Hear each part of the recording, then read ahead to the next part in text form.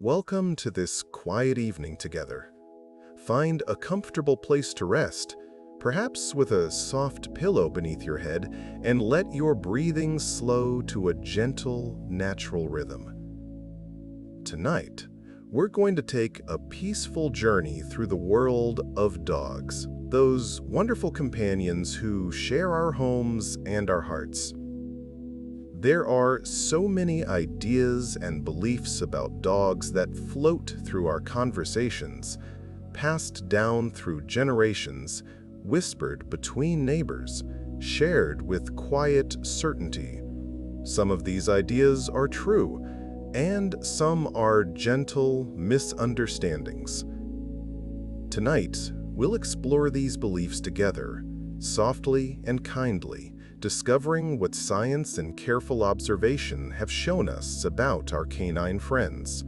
And before we continue, please subscribe and like this video. It's very important for us to know that someone appreciates what we do.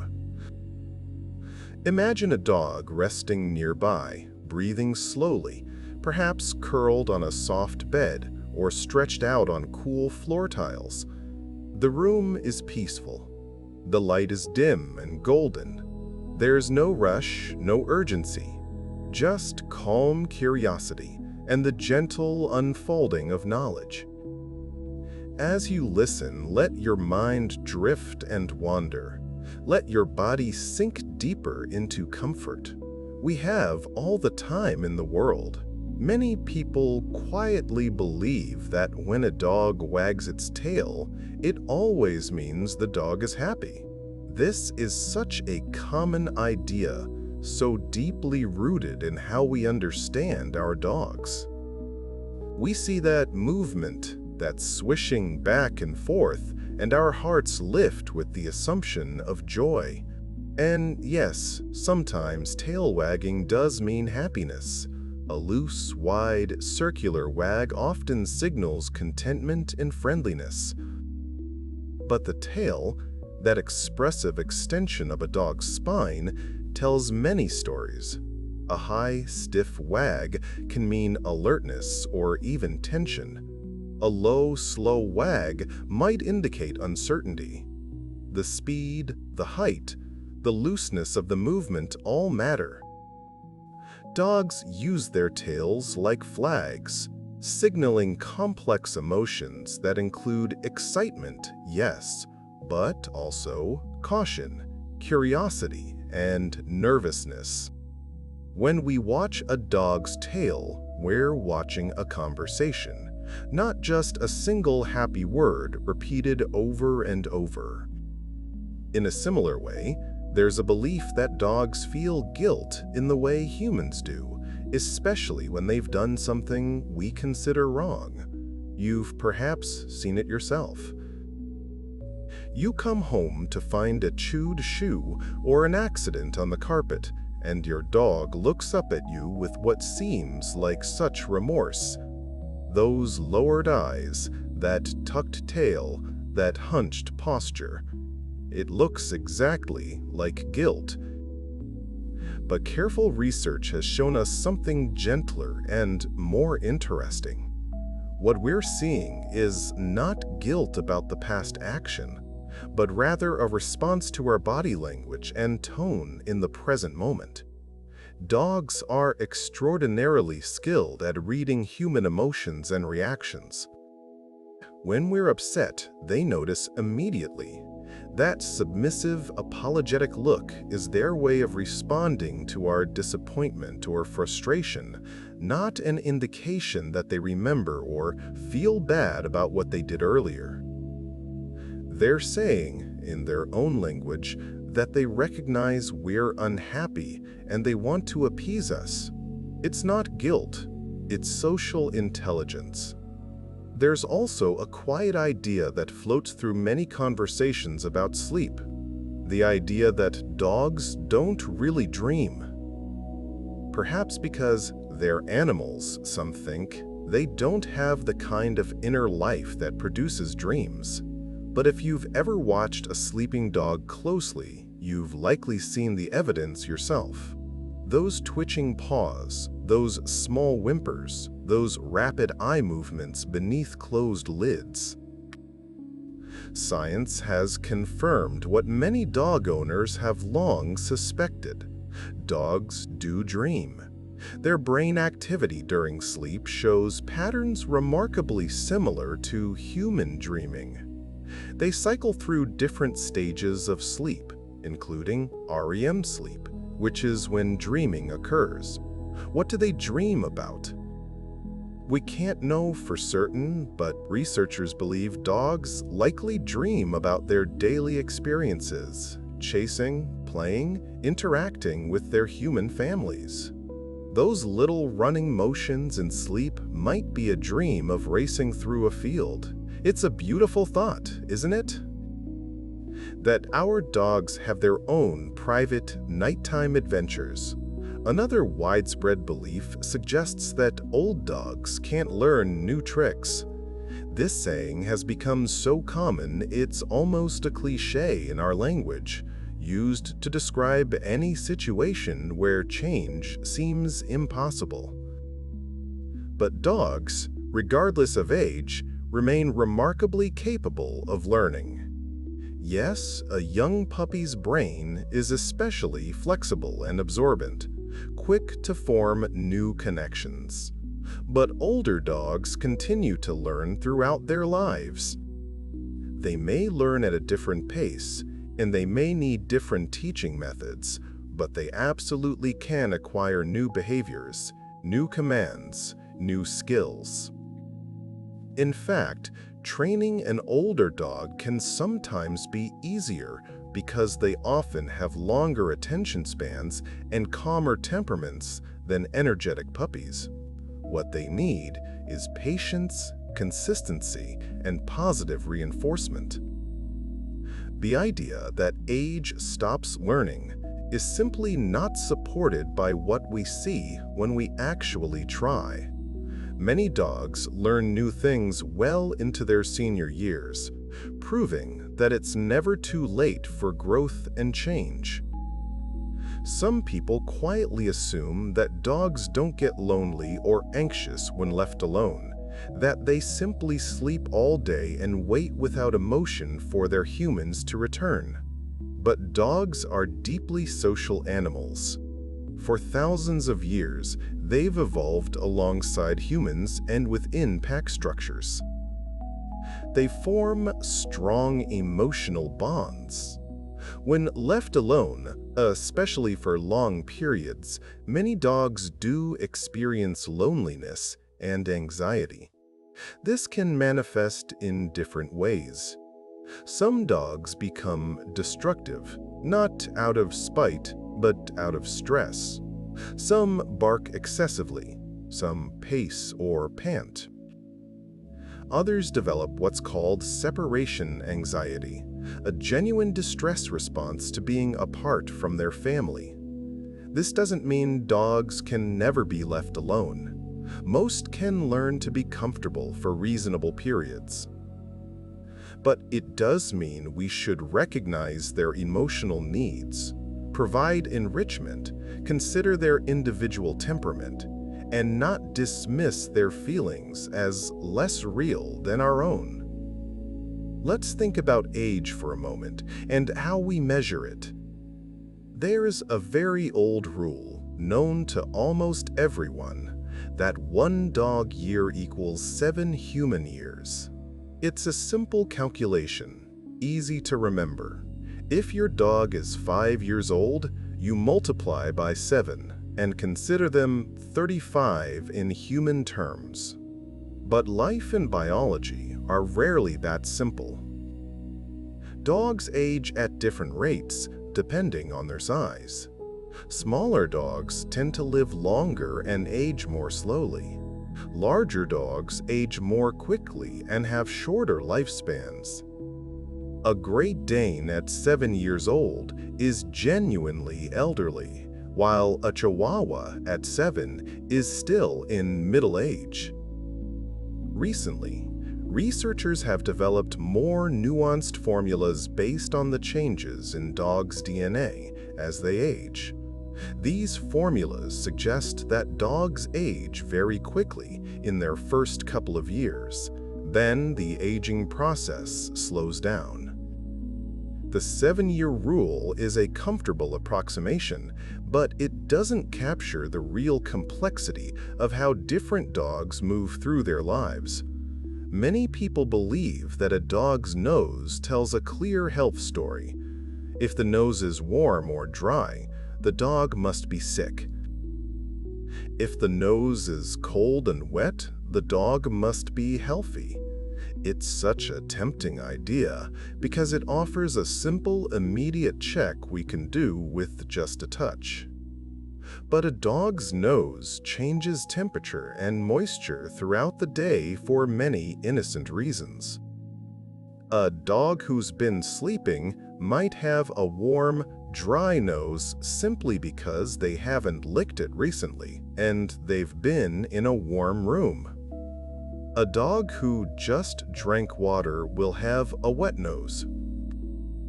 The temperature and moisture of a dog's nose can be affected by weather, activity level, hydration, and even the individual dog's normal baseline. While extreme changes, like a cracked or crusty nose, can indicate a problem, the everyday variation between warm and cool, wet and dry is usually meaningless.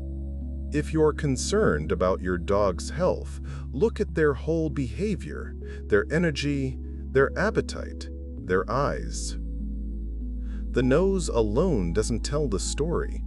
There's an idea that dogs don't need regular dental care, that their teeth somehow take care of themselves, or that chewing on bones and toys is enough. Perhaps this comes from thinking about wild canines, who don't have toothbrushes and dentists. But domestic dogs actually face significant dental health challenges. By age 3, most dogs show some sign of dental disease. Plaque and tartar build up on their teeth, leading to inflamed gums, pain, infections, and eventually tooth loss. Poor dental health can even affect other organs, as bacteria from the mouth enter the bloodstream. Regular toothbrushing, dental chews designed specifically for oral health, and professional cleanings when needed all make a real difference in a dog's quality of life. Chewing does help somewhat, but it's not a substitute for actual dental care. Just as we brush our teeth daily, our dogs benefit from the same attention to their mouths. When you see a dog eating grass, you might think they must be sick, that they're trying to make themselves vomit, or that they know something is wrong with their stomach. This is a common interpretation, one that feels logical. But most dogs eat grass occasionally, and most of them aren't sick when they do it. Research suggests several possible reasons. Some dogs simply like the taste or texture of grass. Some might be seeking additional fiber. Some might eat grass out of boredom during a walk. Yes, occasionally a dog with an upset stomach might eat grass and then vomit, but this isn't the universal reason. Many dogs eat grass and show no digestive upset at all. It's often just a normal, harmless behavior. If your dog is eating grass compulsively, or if they seem unwell in other ways, that's worth discussing with a veterinarian. But grass eating alone, done occasionally and calmly, is usually nothing to worry about. In warm weather, when we see our furry dogs panting in the heat, it's natural to think that shaving them would help them stay cool. After all, we feel cooler in less clothing. But a dog's coat is more sophisticated than it might appear. Double-coated breeds, like Golden Retrievers or German Shepherds, have an undercoat and a topcoat working together. This system doesn't just keep them warm in winter. It also provides insulation in summer, protecting them from the sun and helping regulate their body temperature. When you shave a double-coated dog, you can disrupt this natural system. The coat may not grow back the same way, and the dog can actually become more vulnerable to overheating and sunburn.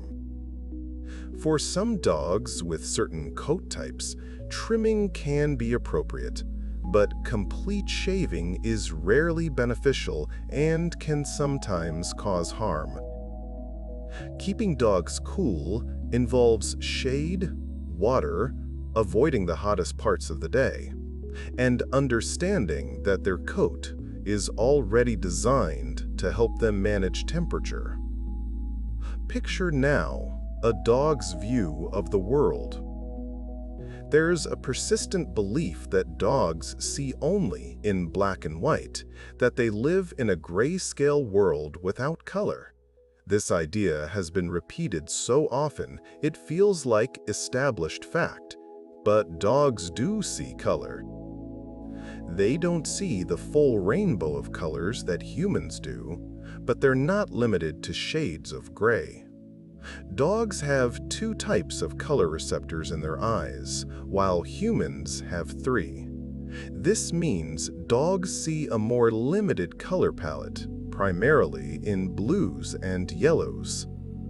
They can't distinguish between red and green the way we do. Red might look brownish or grayish to a dog. Green might look yellowish or white. But the world they see is not colorless. It's a different kind of color experience, softer perhaps, but still containing hues and variations. When you throw a blue toy on green grass, your dog can see it more easily than a red toy because the blue stands out to them. Some people believe that dogs can smell fear as if it were a specific scent, a distinct chemical signature that fear produces. There's something poetic about this idea, but the reality is more nuanced. When humans are afraid, our bodies do undergo physiological changes. We might sweat more, our heart rate increases, we release stress hormones like adrenaline and cortisol. These changes can subtly alter our body chemistry and scent. Dogs, with their incredibly sensitive noses, can detect these subtle changes.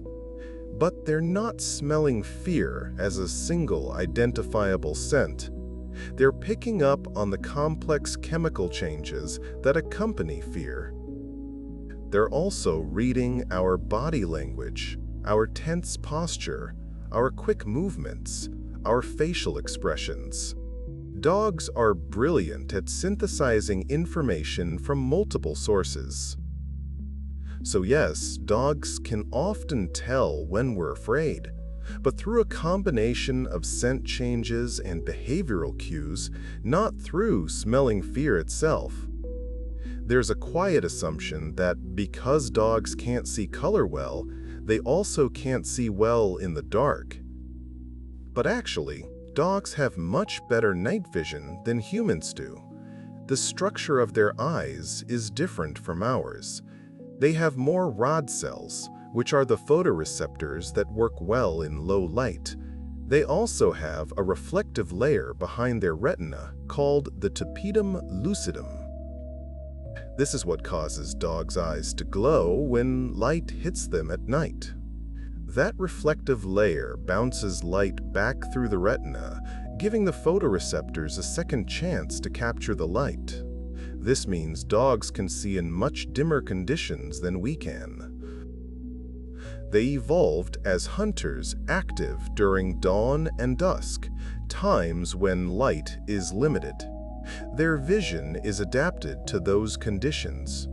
So while dogs might not see fine detail or color as vividly as we do in bright daylight, they absolutely excel at seeing in darkness. Many people wonder whether dogs really recognize people's faces the way we do, or whether they rely entirely on scent. It's true that scent is incredibly important to dogs. They navigate much of their world through smell. But research has shown that dogs do recognize human faces. They can distinguish between different people visually. They pay particular attention to our eyes and the upper part of our face. Studies using images of faces have demonstrated that dogs can pick out their owner's face from a group of strangers' faces. They process facial information. This doesn't mean they see faces exactly as we do, or that vision is more important than scent to them. Both matter. Dogs are multimodal learners, taking in information through their eyes, their nose, their ears, all at once. When your dog recognizes you, they're probably using your scent, your face, your voice, your gait, your unique combination of characteristics that make you unmistakably you. Do dogs dream in color? We've already explored that dogs do dream, but what about the content of those dreams, specifically the colors within them? This is harder to know with certainty since we can't ask dogs about their dreams. But given what we know about how dogs see the world while awake, it's reasonable to think their dreams would reflect that same visual experience. If dogs see blues and yellows when awake, their dreams likely contain those colors. Dreams generally draw from our waking experiences and perceptions. So, a dog's dreamscape probably includes the limited but real color palette they experience during the day. Those dream fields might be blue and yellow rather than green, but they wouldn't be entirely grayscale. Let's think about learning and respect. There's a belief that runs deep in some training philosophies, the idea that dogs only respect very dominant owners, that you must establish yourself as the alpha, the pack leader, through dominance and control. This idea came from early studies of wolf behavior that have since been discredited, even by their original researchers. We now understand that wolf packs in the wild are usually family groups, not hierarchies maintained through aggression. Dogs, despite descending from wolves, have been domesticated for thousands of years and have their own social structure. What dogs respond to isn't dominance, but clarity, consistency, and positive reinforcement. They learn best when they're rewarded for good behavior, when communication is clear, when they feel safe. Harsh, dominance-based methods can create fear and anxiety, which actually impairs learning. Dogs are most trainable when they trust you, not when they fear you. The relationship that works best isn't ruler and subject, but teacher and student, or even better, companions who understand each other. Some people firmly believe that punishment works better than rewards in dog training. Perhaps this comes from a human tendency to focus on stopping bad behavior rather than encouraging good behavior. But decades of research in animal learning have consistently shown that positive reinforcement is more effective, more lasting, and creates fewer behavioral problems than punishment-based training. When you reward a dog for doing something right, you're teaching them what you want and making them eager to repeat it. When you punish a dog, you might stop a specific behavior in that moment, but you're not necessarily teaching them what they should do instead.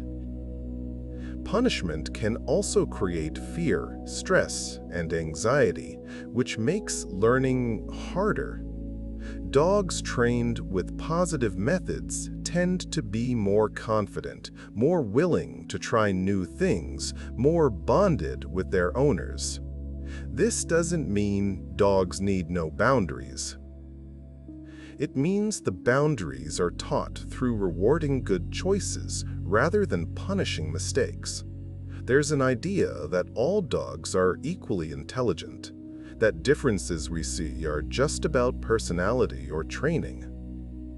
But intelligence in dogs, like intelligence in humans, is varied and multifaceted. Some breeds were developed for specific tasks requiring particular cognitive skills. Border collies, bred for herding, often excel at learning commands quickly and solving spatial problems. Bloodhounds, bred for tracking, have extraordinary scent discrimination abilities. Some dogs are better at reading human cues. Some are better at independent problem-solving. Intelligence isn't one single trait. A dog who seems less interested in following commands might be highly intelligent but more independent-minded. Measuring intelligence is also tricky because it depends on what you're measuring. If you define intelligence as eagerness to please and quick command learning, certain breeds rank higher. If you define it as independence and problem-solving in novel situations, the rankings change. Every dog has their own cognitive strengths. Many people assume that smaller dogs are always harder to train than larger dogs. Perhaps this comes from the stereotype of the yappy, unruly small dog. But size doesn't determine trainability. What often happens is that small dogs are treated differently than large dogs. When a small dog jumps on someone, it might be considered cute or tolerated. When a large dog does the same thing, it's immediately corrected because it's more physically imposing. Small dogs sometimes receive less consistent training because their unwanted behaviors seem less problematic. But small dogs are just as capable of learning as large dogs. They respond to the same training principles. They need the same consistency, the same positive reinforcement, the same clear boundaries. A well-trained small dog is absolutely achievable. It's not the size of the dog that makes training harder. It's sometimes the approach and expectations of the owner. Think about how dogs communicate with us. There's a belief that dogs only communicate through barking, that their vocalizations are their primary language. But barking is just one small part of how dogs express themselves. Dogs communicate constantly through body language, the position of their ears, their tail, their posture, the tension in their muscles, all speak volumes. A relaxed dog has soft eyes and a loose body. An anxious dog might have a tight mouth and a tucked tail. Dogs also communicate through eye contact, through the way they move toward or away from things, through their breathing patterns. They use whining, growling, huffing, and many subtle sounds beyond barking. Some dogs are very quiet and rarely bark, but are still constantly communicating. Learning to read a dog's body language is like learning a whole language, rich with grammar and vocabulary. Barking is just one word in a vast dictionary. Not all dogs are naturally social with every other dog they meet. There's an assumption sometimes that dogs should automatically get along, that they're pack animals, and therefore always enjoy the company of other dogs. But dogs, like humans, have individual personalities and preferences. Some dogs are naturally gregarious and love meeting new dogs. Others are more reserved or selective about their friends. Some dogs, especially if they missed crucial socialization periods as puppies, might be fearful or reactive around unfamiliar dogs. Previous negative experiences can shape how a dog feels about other dogs. Forcing interactions or assuming every dog wants to play with every other dog can lead to stress and conflict. Respecting a dog's individual social comfort level is important. Some dogs thrive in dog parks. Others prefer the company of one or two known friends, or are perfectly content just being with their humans. Dogs absolutely have personal space and boundaries, even though we sometimes overlook this. We might assume that because a dog is friendly, they welcome all touch at all times. But dogs have preferences about how, when, and where they're touched. Many dogs don't enjoy being hugged, even though humans often hug them as a sign of affection. From a dog's perspective, being wrapped in someone's arms can feel restrictive or threatening. Most dogs learn to tolerate hugs from their family members, but it's not their natural preference. Dogs also have boundaries about their resources. A dog who's eating might want space. A dog who's resting might not want to be disturbed. A dog might enjoy having their chest scratched, but dislike having their paws touched. Watching a dog's body language when you interact with them tells you about their boundaries. A dog who leans into touch is enjoying it. A dog who moves away, licks their lips, yawns, or tenses up is saying they prefer space. Respecting these signals builds trust. Some people believe dogs don't understand human gestures or pointing, that these are too abstract for canine minds. But research has shown quite the opposite. Dogs are extraordinarily skilled at reading human gestures, particularly pointing. Even young puppies with minimal experience can often follow a pointed finger to find hidden food. This is remarkable because even our closest genetic relatives, like chimpanzees, don't naturally follow human pointing the way dogs do.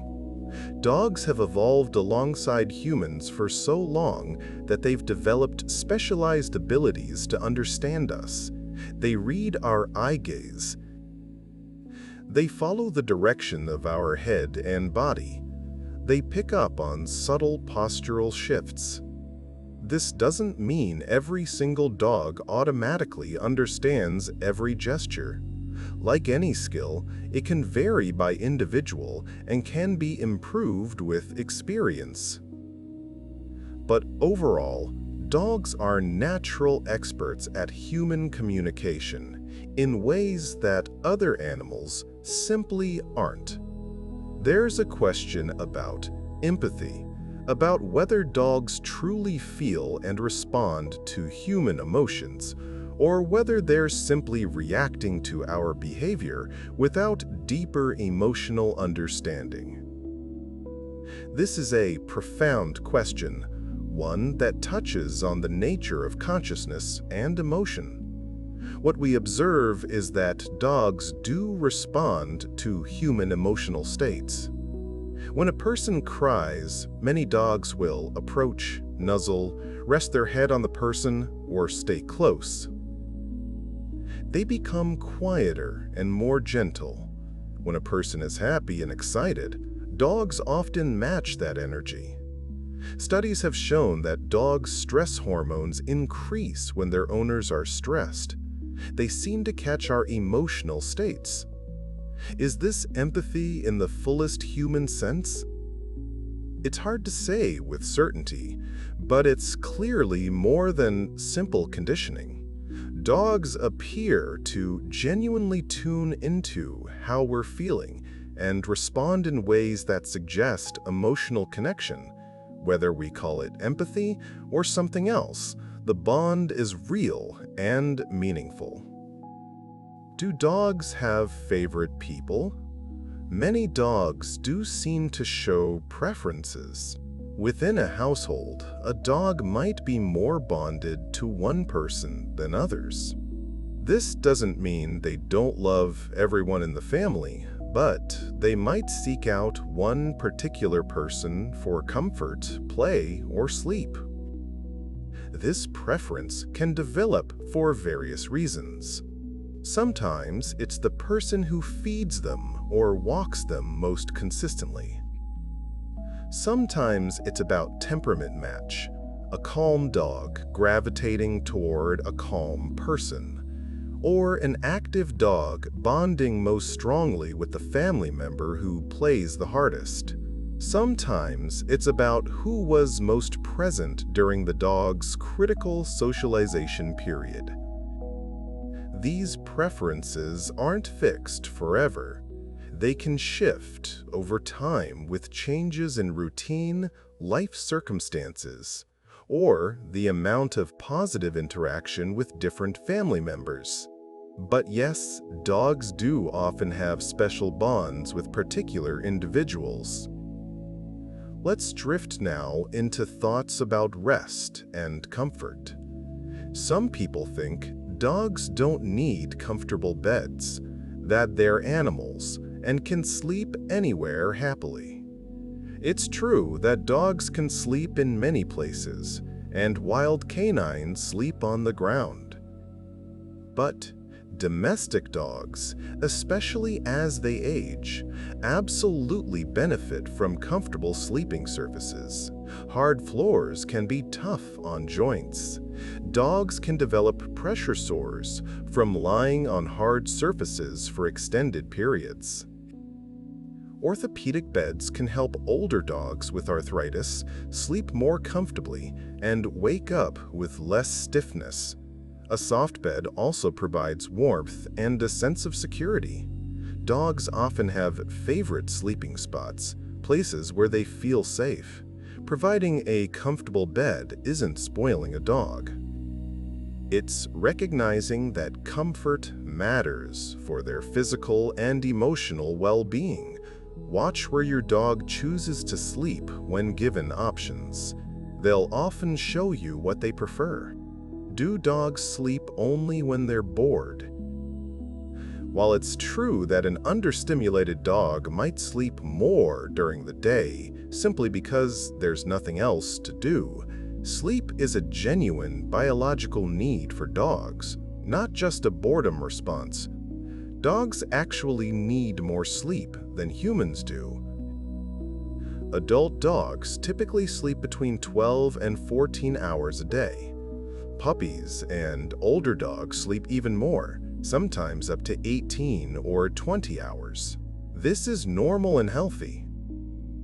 Dogs are what's called polyphasic sleepers, meaning they sleep in multiple periods throughout the day and night rather than in one long stretch. They nap frequently. They also spend time in drowsy rest states, not quite fully asleep, but not fully alert. This sleep pattern is natural for them. A dog sleeping through much of the day isn't necessarily bored. They might just be doing what dogs do. Of course, dogs also need mental and physical stimulation when they're awake, but the sleep itself is essential, not a sign of a problem. Some people imagine that dogs always sleep deeply through the night, that once they settle down, they're unconscious until morning. But dogs are actually relatively light sleepers, especially compared to humans. Remember, in evolutionary terms, being a light sleeper was a survival advantage. Being able to wake quickly to potential danger kept them safe. Domestic dogs retain this trait. They cycle through sleep stages more quickly than we do. They wake more easily.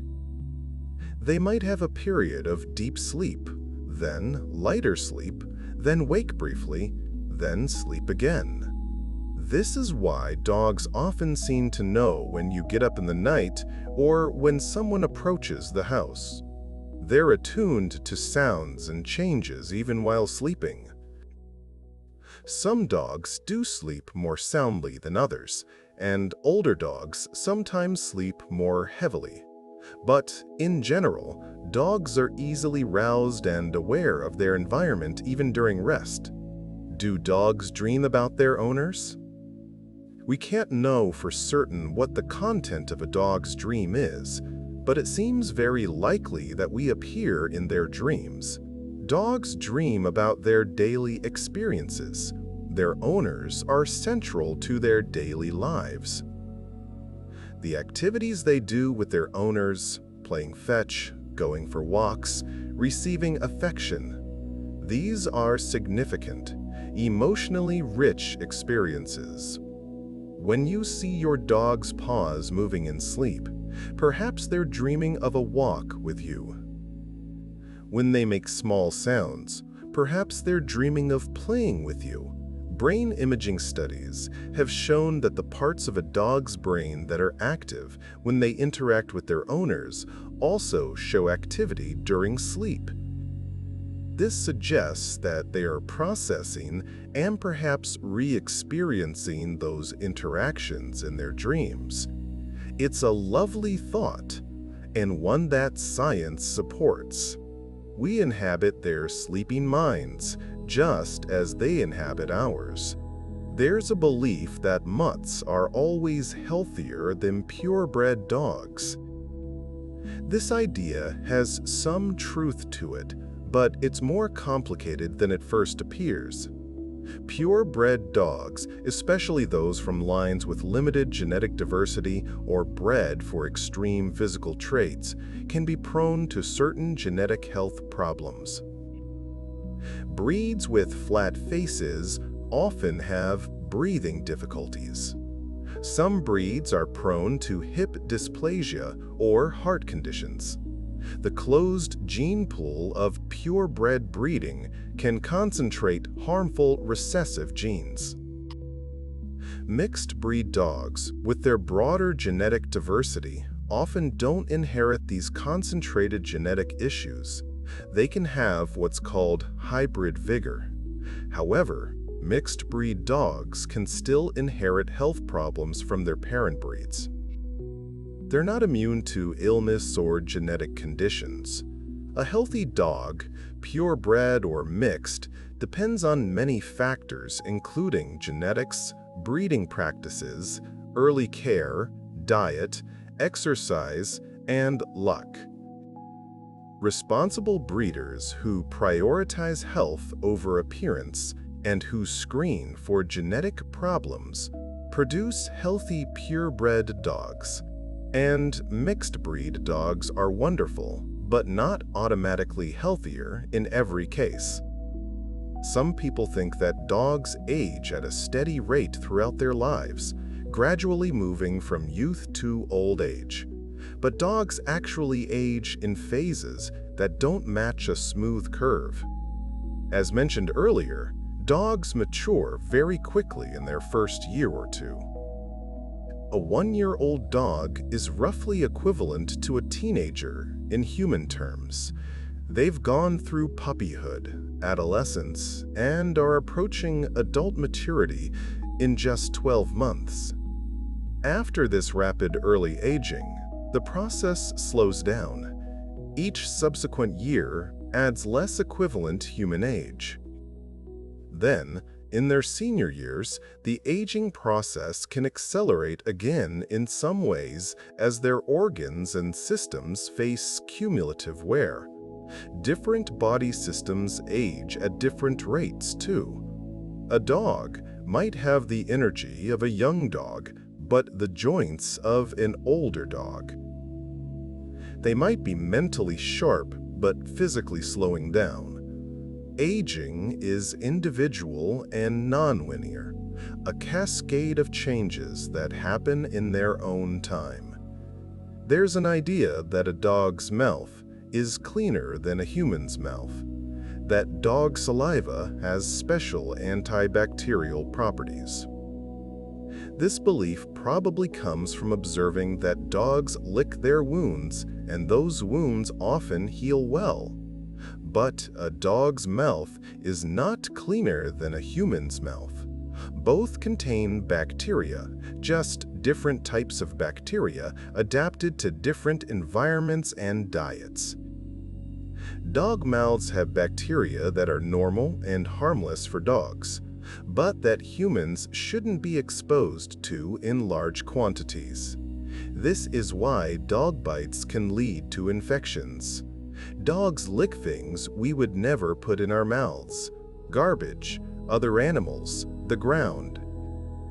Their mouths reflect those exposures.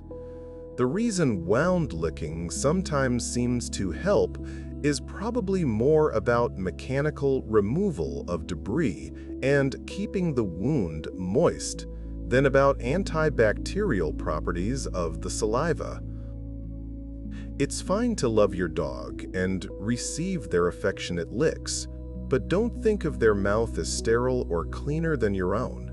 Many people believe that dogs eat things they shouldn't because they're trying to get attention or acting out of spite. When a dog gets into the trash or chews on furniture, it can feel personal, like they're intentionally misbehaving. But dogs don't think in terms of spite. They don't plot revenge or try to punish their owners. Dogs do things because those actions are rewarding in some way. Getting into the trash means access to interesting smells and often food. Chewing relieves stress or boredom, or is simply pleasurable. These behaviors aren't done to upset us. They're done because, from the dog's perspective, they're satisfying a need or desire. When we're upset about their behavior, the dog might look guilty afterward. But remember, they're responding to our current anger, not feeling bad about the original action. Understanding that dogs aren't motivated by spite helps us address the root causes of unwanted behaviors, like providing more enrichment, training, or managing the environment better. There's a belief that female dogs should have at least 1 litter of puppies before being spayed, that it's somehow healthier or more natural for them to experience motherhood. This is a myth. There's no medical or psychological benefit to letting a dog have puppies before spaying. In fact, spaying a dog before her first heat cycle significantly reduces her risk of mammary cancer. Each heat cycle increases that risk. Spaying also eliminates the risk of uterine infections and ovarian cancer. The idea that dogs need to have puppies for health or happiness is a human projection. Dogs don't have a psychological need to reproduce or experience motherhood in the way we might think. Spaying and neutering help control pet overpopulation, prevent unwanted litters, and offer real health benefits. The decision of when to spay should be made in consultation with a veterinarian based on the individual dog's breed, size, and health, but there's no requirement for a litter first. Some people think that neutering a male dog will automatically change his personality, making him less energetic or less like himself. While neutering does reduce behaviors driven by testosterone, like marking, roaming, and some forms of aggression, it doesn't fundamentally alter a dog's personality. A playful dog will still be playful.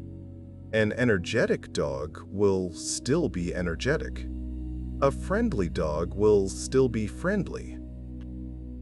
What neutering can do is reduce certain hormonally driven behaviors that can be problematic. A neutered male might be less interested in escaping the yard to find females in heat.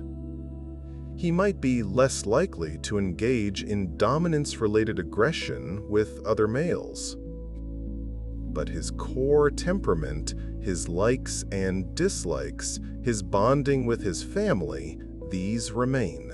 Some behavioral changes people attribute to neutering might actually be due to the dog maturing from adolescence into adulthood, which happens around the same time many dogs are neutered. Let's think about food for a moment. There's a common idea that dogs should only eat dog food, that table scraps are always bad for them. The truth is more nuanced. Many human foods are perfectly safe for dogs in moderation. Plain cooked chicken, rice, carrots, green beans, apples, blueberries, these can all be healthy treats or meal additions. The problems come from certain specific foods that are toxic to dogs, like chocolate, grapes, onions, garlic, xylitol, and others. The other problem is that feeding too many rich table scraps can lead to obesity or nutritional imbalances. Dog food is formulated to be nutritionally complete. Table scraps, as the majority of a diet, can create deficiencies or excesses. But the occasional piece of plain cooked meat or vegetable isn't harmful. The key is knowledge and moderation. Knowing which foods are dangerous, keeping treats to a small percentage of daily calories, and maintaining a balanced diet overall. Table scraps aren't inherently evil. They just need to be chosen and portioned wisely. There's a belief that dogs will naturally stop eating when they're full, that they self-regulate their food intake. Some dogs do this reasonably well, but many dogs, if given unlimited access to food, will overeat. This might be partly evolutionary. In the wild, food isn't always available, so eating as much as possible when food is found makes survival sense. Domestic dogs with reliable meals still sometimes have this drive. Labs, in particular, have even been found to have a genetic variant that makes them more likely to overeat. They don't feel as full as other dogs do. Obesity is a significant health problem in pet dogs, shortening lifespans and contributing to joint problems, diabetes, and other conditions. Many dogs need their food measured and portioned rather than being free-fed. Some dogs do fine with food always available, but others need humans to manage their intake for them. It's not a failure on the dog's part. It's just how they're wired. Some people think that raw food diets are always better for dogs, more natural and healthier than commercial kibble or cooked food. Raw feeding has become popular in some circles based on the idea that dogs are carnivores and that wild canines eat raw meat. There are passionate advocates for raw diets, but the science is more ambiguous. Raw diets can be nutritionally balanced if done carefully, but they require knowledge and effort to ensure all nutrients are provided. There are also real risks. Raw meat can contain bacteria like Salmonella or E. coli, which can sicken both the dog and the humans handling the food. Bones can cause obstructions or perforations. Many veterinarians caution against raw feeding because of these risks, and because many owners don't balance the diet properly. Commercial dog foods, while processed, are formulated to be complete and safe. That said, Some dogs do seem to thrive on carefully planned raw diets. It's not inherently bad, but it's not automatically better either. It's a personal choice that should be made with veterinary guidance and awareness of the risks. There's an idea that dogs don't need vegetables, that they're pure carnivores who should only eat meat. But dogs are actually omnivores. Yes, their diets are meat-based, and they need protein from animal sources. But over thousands of years living alongside humans, eating scraps from human meals, dogs have evolved the ability to digest plant matter. They produce enzymes that break down starches. Many commercial dog foods include vegetables and grains as sources of fiber, vitamins, and energy. Vegetables like carrots, green beans, and sweet potatoes can be healthy additions to a dog's diet. The key is balance. Dogs need primarily protein and fat, but they can benefit from plant foods too. They're not wolves, they're dogs with their own evolutionary adaptations to living with us. Many people think that all dogs love water and are natural swimmers. But swimming ability and water affinity vary greatly among dogs. Some breeds, like retrievers and water spaniels, were bred for water work and often take to swimming naturally and enthusiastically. Other breeds, especially those with short legs, heavy heads, or short snouts, can struggle in water. Bulldogs, dachshunds, and pugs often have difficulty swimming and can be at risk in water. Even within breeds, individual dogs have different comfort levels. Some dogs are frightened of water. Others love it. A dog's first experiences with water matter enormously. A gradual, positive introduction to water can build confidence. A frightening experience can create lasting fear. Never assume a dog can swim or will automatically enjoy water. Always supervise dogs around pools, lakes, or the ocean. Provide life jackets for dogs in boats or uncertain swimming situations.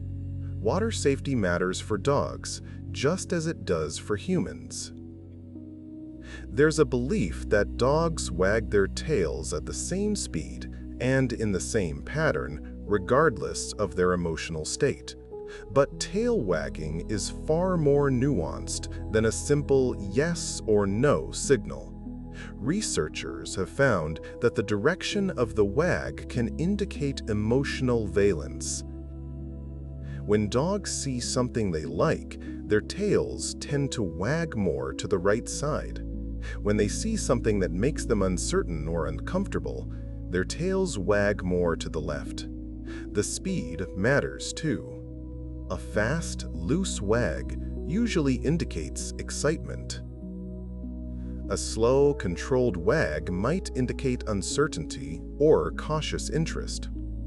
The height of the tail adds another layer. A high tail indicates confidence or arousal. A low tail suggests submission or fear. The whole picture, tail position, speed, direction, looseness, combines with the dog's body language and context to tell the story of what they're feeling. It's a rich, complex communication system. Some people believe that you should never wake a sleeping dog, that doing so will make them aggressive or confused. There's even the saying, "Let sleeping dogs lie." It's true that suddenly startling a dog awake, especially from deep sleep, can cause momentary disorientation or a defensive reaction. Dogs, like humans, can be groggy and confused when jolted out of sleep. If a dog is dreaming intensely and you touch them abruptly, They might snap before they fully register where they are and who you are. But this doesn't mean you can never wake a dog. The key is doing it gently. Call their name softly from a distance. Let them wake gradually. Avoid touching them suddenly while they're deeply asleep. Most dogs, when woken gently, simply stretch, yawn, and greet you normally. This is particularly important with older dogs who might have hearing loss, or with any dog who's been startled awake before and had a negative experience. Gentleness and gradual waking prevent problems. There's an idea that small dogs live longer than big dogs simply because they're easier to care for or have fewer health problems. While it's true that small dogs do typically live longer than large dogs, the reason isn't about ease of care. It's about biology. Larger dogs age faster at a cellular level. Their bodies grow more rapidly, which seems to accelerate aging processes. Large dogs might live 8 to 10 years. Giant breeds like Great Danes often live only 6 to 8 years. Small dogs often live 12 to 16 years, sometimes longer. Scientists are still working to fully understand why this size-longevity relationship exists. It might have to do with growth hormones, with the increased incidence of cancer in larger dogs, or with how quickly their systems wear out. But it's a consistent pattern. Size inversely correlates with lifespan in dogs. It's one of the bittersweet realities of loving large breed dogs. Their time with us is shorter. Many people think that dogs who sleep with their eyes slightly open are having nightmares or are sick, but some dogs naturally sleep with their eyes partially open, showing the white of their eye or even the iris. This is more common in certain breeds and is usually completely normal. It might look strange to us, but it's just a variation in how their eyelids rest during sleep. Dogs also have a third eyelid, called the nictitating membrane, which can sometimes be visible during sleep. This is a thin, whitish membrane that helps protect and moisten the eye. Seeing it during sleep is normal. However, if a dog suddenly starts sleeping with eyes open when they didn't before, or if the eyes appear red, irritated, or have discharge, that could indicate a problem worth checking with the veterinarian. But eyes slightly open during sleep, in the absence of other symptoms, is usually just how that particular dog sleeps. There's a common assumption that puppies should be separated from their mothers and littermates at 6 weeks old, that this is the right time for them to go to new homes. But most experts now recommend waiting until at least 8 weeks, and many suggest even longer, especially for small breeds. Those extra weeks with mother and siblings are critical for socialization and learning. Puppies learn bite inhibition from their littermates. They learn dog communication. They learn from their mother's behavior. Taking a puppy away too early can lead to behavioral problems later, including difficulty reading other dog signals, excessive biting, and anxiety. Some breeders keep puppies until 10 or even 12 weeks to ensure thorough early socialization and training. While a 6-week-old puppy might seem ready physically, those additional weeks provide essential psychological and social development. Patience in bringing a puppy home pays dividends in having a well-adjusted adult dog. Some people believe that dogs always need to be bathed frequently to stay clean and healthy.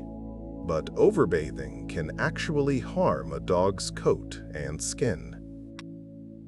Dogs produce natural oils that keep their skin healthy and their coat in good condition. Bathing too often strips away these oils, leading to dry, itchy skin and dull, brittle fur. How often a dog needs a bath depends on many factors, including their coat type, activity level, and whether they have skin conditions. Some dogs might need bathing every few weeks. Others only need baths every few months. Breeds with water-repellent coats or natural oils should be bathed sparingly. Dogs with certain skin conditions might need medicated baths on a specific schedule. Between baths, brushing helps keep coats clean by removing dirt and distributing oils. Dogs don't need to smell like perfumed shampoo to be healthy. A slight doggy smell is normal and natural. Unless your dog has rolled in something truly foul or has a skin condition requiring treatment, less frequent bathing is often better than more. There's a belief that dogs tilt their heads when we talk to them simply because it's cute or because they're confused. While we don't know for certain why dogs do this endearing head tilt, researchers have proposed several theories. One theory suggests that dogs tilt their heads to better localize sounds, that the tilt helps them figure out where a sound is coming from. Another theory proposes that dogs with longer muzzles tilt their heads to see our faces better, to see around the visual obstruction of their own snout. Yet another idea is that head tilting is a learned behavior. Dogs notice that when they tilt their heads, humans respond positively with attention and affection, so they repeat the behavior. It might also indicate concentration or cognitive processing, the dog working to understand what we're saying. Likely, it's a combination of factors. What we do know is that the head tilt is associated with engagement and attention. Dogs are listening and processing when they do it. And yes, it is adorable, which probably encourages them to keep doing it. Many people think that all dogs bark the same amount, or that barking is just a random behavior without purpose. But barking is communication, and different dogs bark different amounts for different reasons. Some breeds were specifically bred to bark as part of their work. Terriers were bred to bark at prey in burrows. Guard dogs were bred to bark as an alarm. Herding dogs often bark to move livestock. Hounds bay and howl to communicate during hunts. These genetic predispositions mean some breeds are naturally more vocal than others. Beyond genetics, individual dogs bark for various reasons, including alerting to sounds or intruders, requesting attention or resources, expressing excitement, responding to other dogs, or communicating anxiety or boredom. Understanding why a dog is barking helps address excessive barking. A dog barking out of boredom needs more enrichment. A dog barking at every sound needs training to feel more secure. Barking isn't meaningless noise. It's information about what the dog needs or feels. There's an idea that dogs don't feel the cold as long as they have fur. But fur alone doesn't make dogs immune to cold weather. Yes, dogs with thick double coats bred for cold climates, like huskies or malamutes, tolerate cold very well. But dogs with short hair, thin coats, small bodies, or who are very young or old can get cold easily. Small dogs lose body heat faster. Thin dogs without much body fat have less insulation. Short-haired breeds like greyhounds have minimal protection against cold. Even furry dogs can suffer from hypothermia or frostbite in extreme conditions. Dogs show us when they're cold by shivering, lifting their paws off the ground, hunching their body, or seeking shelter. Booties protect paws from ice, snow, and salt. Coats or sweaters help smaller or thin-coated dogs stay warm. Time outside in cold weather should be limited based on the individual dog's tolerance. Just because a dog has fur doesn't mean they're comfortable in freezing temperatures. Some people believe that dogs don't grieve or mourn the loss of other animals or people in their lives. But anyone who's lived with a dog who lost a companion knows that dogs absolutely can grieve. They might search for the missing individual, whining or checking usual spots. They might become less active or lose interest in food. They might become clingier or more withdrawn. Their routine is disrupted, and they notice the absence. Dogs form bonds not just with humans, but with other dogs, with cats, with other animals in the household. When those bonds are severed by death or separation, dogs respond emotionally. The grief might not look exactly like human grief, but it's real. Helping a grieving dog involves maintaining routine, providing extra comfort and attention, and allowing time for adjustment. Some dogs benefit from having another companion eventually, though there's no rush. Acknowledging that dogs grieve validates their emotional depth and helps us support them through loss. Let's think about play for a moment and how dogs communicate their intentions. There's a gesture that most dogs use universally, the play bow. The dog lowers their front end, keeping their rear end up, often with tail wagging. This is an invitation to play, but it's also more than that. It's a signal that says, what I'm about to do is play, not aggression. Dogs might play bow before pouncing, before rough wrestling, before chase games. The bow signals that even though the behavior might look intense, it's all in fun. This is sophisticated social communication. Dogs understand that roughhousing needs context markers to prevent misunderstandings. Not all dogs play the same way. Some dogs are gentle players. Others are rough. Some like to chase. Others like to wrestle. Matching play styles is important for enjoyable interactions. When dogs play bow to each other and then engage in mutual play, they're having a conversation, negotiating the rules, and confirming consent. It's beautiful to watch when you understand what you're seeing. There's a myth that certain breeds are inherently dangerous or aggressive, that pit bulls or Rottweilers or German Shepherds are naturally vicious. This belief causes tremendous harm to individual dogs and to entire breed populations. The truth is that aggression is not primarily determined by breed. Any dog, regardless of breed, can be aggressive if poorly bred, poorly socialized, abused, or trained to be aggressive. And any dog, regardless of breed, can be gentle, loving, and safe if properly raised and cared for. Breed does influence certain behavioral tendencies. Some breeds are more energetic, some are more protective, some have stronger prey drives.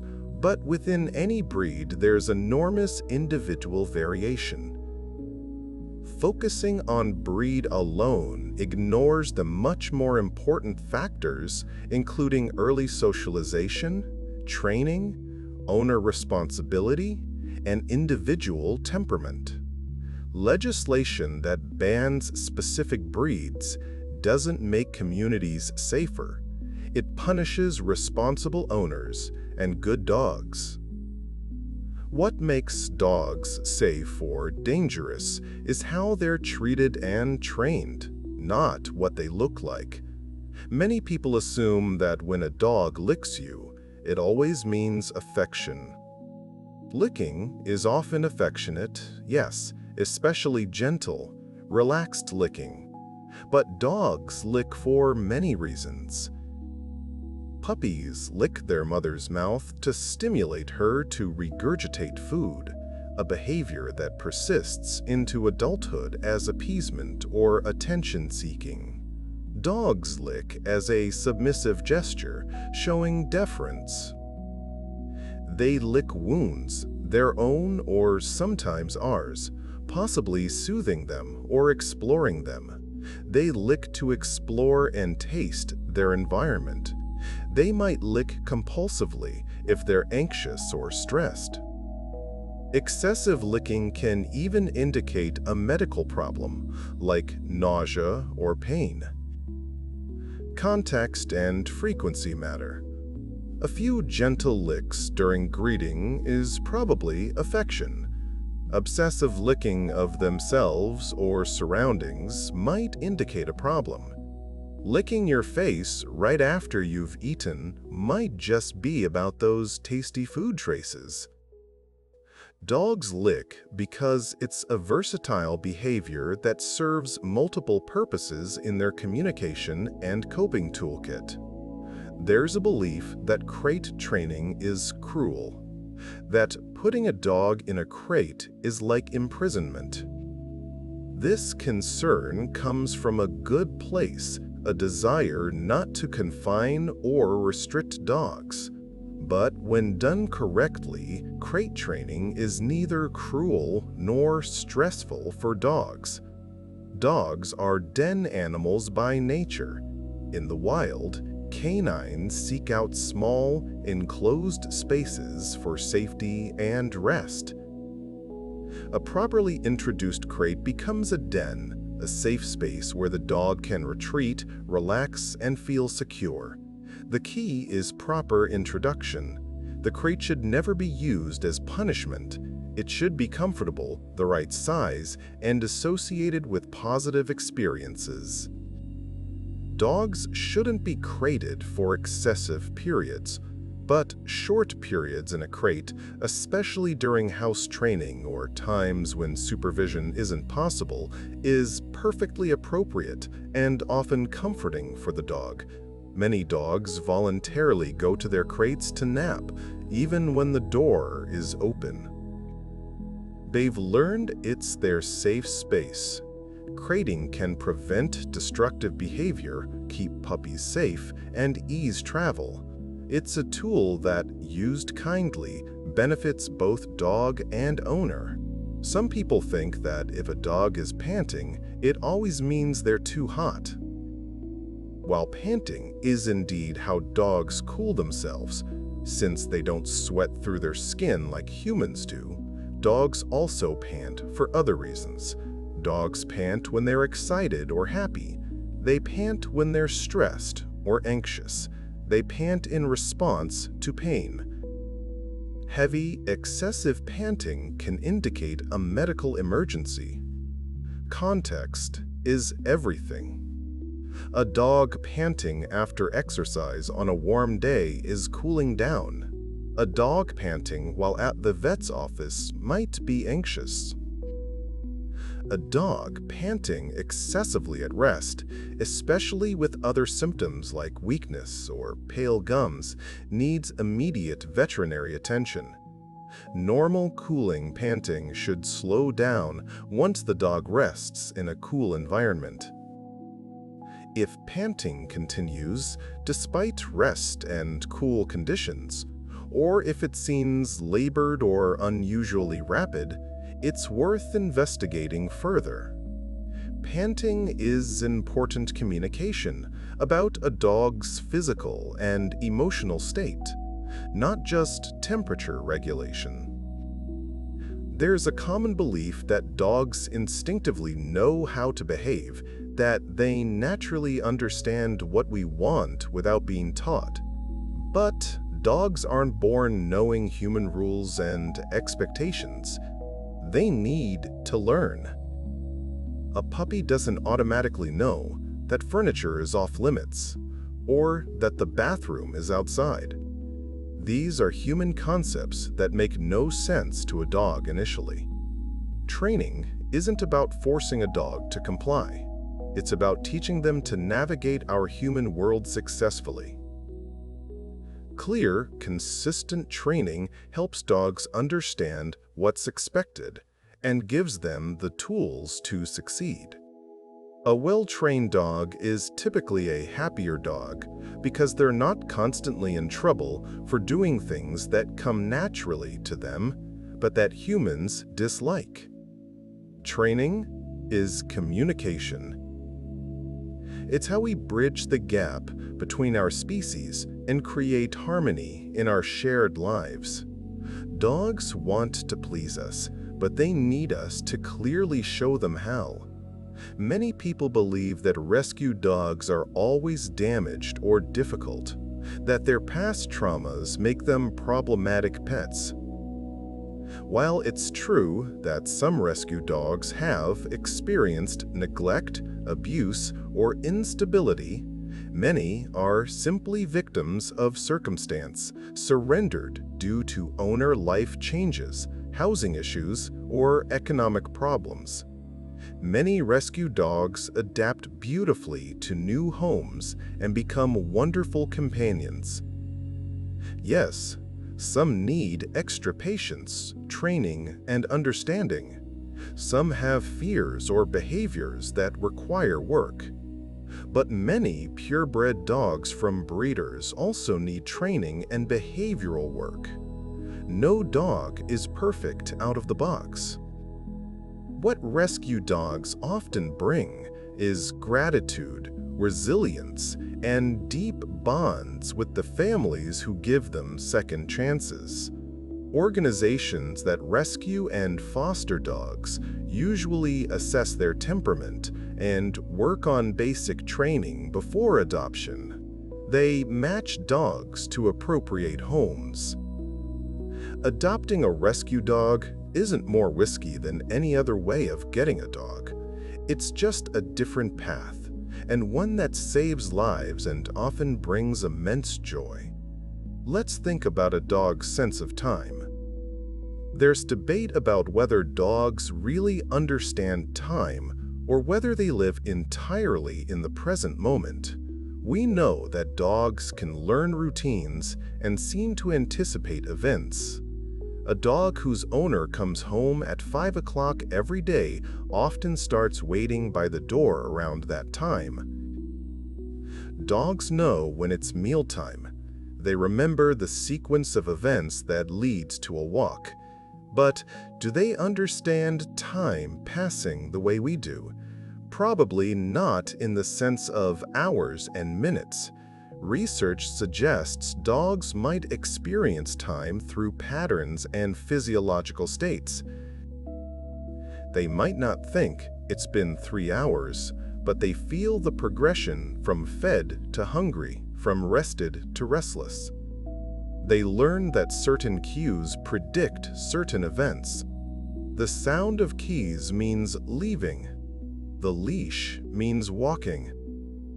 Whether this constitutes understanding time in a human sense is debatable, but dogs clearly aren't just floating in an eternal now. They anticipate, remember sequences, and experience the rhythm of their days. There's an idea that dogs don't need mental stimulation, that physical exercise is enough. But dogs are intelligent creatures who need cognitive engagement just as much as physical activity. A tired body is good, but a tired mind is equally important for a dog's well-being. Mental stimulation can come from training sessions where dogs learn new commands or tricks. It can come from puzzle toys that require problem-solving to access treats. It can come from scent work, where dogs use their powerful noses to find hidden objects. It can come from varied walking routes, where they encounter new smells and sights. Without mental stimulation, dogs can become bored, which often manifests as destructive behavior, excessive barking, or restlessness. Some high-energy breeds need substantial mental work to be calm and content. A border collie who runs for an hour might still be restless if their brain isn't engaged. Combining physical and mental exercise creates a balanced, satisfied dog. Some people believe that dogs don't need regular veterinary care if they seem healthy. But preventative veterinary care is crucial for dogs. Annual checkups allow vets to detect problems early, often before symptoms are obvious. Dogs age faster than humans, and their health can change rapidly. Yearly exams for adult dogs and twice-yearly exams for seniors help catch issues like dental disease, heart murmurs, lumps, arthritis, organ problems, and more. Vaccinations protect dogs from serious diseases. Parasite prevention protects them from fleas, ticks, heartworm, and intestinal parasites, all of which can cause significant health problems. Regular vet visits also establish baseline health metrics, making it easier to notice when something changes. Dogs are good at hiding pain and illness, an evolutionary trait that protected sick wild animals from predators. Relying on obvious symptoms means problems might be advanced by the time we notice. Regular veterinary care is an investment in a dog's quality and length of life. There's a myth that older dogs don't need as much exercise as young dogs. While it's true that senior dogs might not have the stamina or desire for intense, long exercise sessions, they still need regular, appropriate physical activity. Exercise for older dogs helps maintain muscle mass, joint flexibility, and cardiovascular health. It helps prevent obesity, which puts extra strain on aging bodies. It provides mental stimulation and sensory engagement. The key is adjusting the intensity and duration to match the dog's capabilities. Shorter, gentler walks might replace long hikes. Swimming might be perfect for dogs with arthritis, providing exercise without joint impact. Play sessions might be calmer and briefer. But the need for movement continues throughout a dog's life. In fact, keeping senior dogs gently active can extend their quality life significantly. A sedentary old dog declines faster than one who maintains appropriate activity. Of course, any exercise program for an older dog should be discussed with a veterinarian to ensure it's safe and suitable. Many people think that if a dog's teeth look white, they don't have dental problems.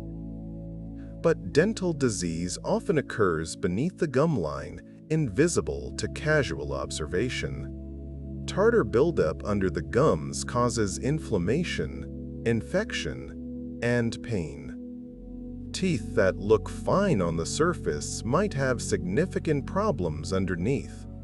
This is why veterinary dental exams are important.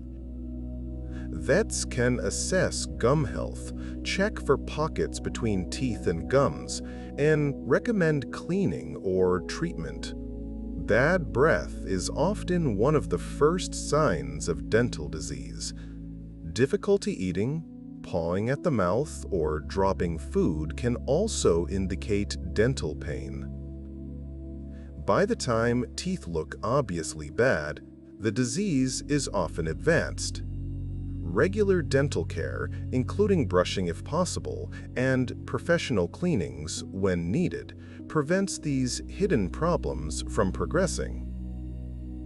Dogs can suffer in silence with dental pain, so we must be proactive in caring for their mouths.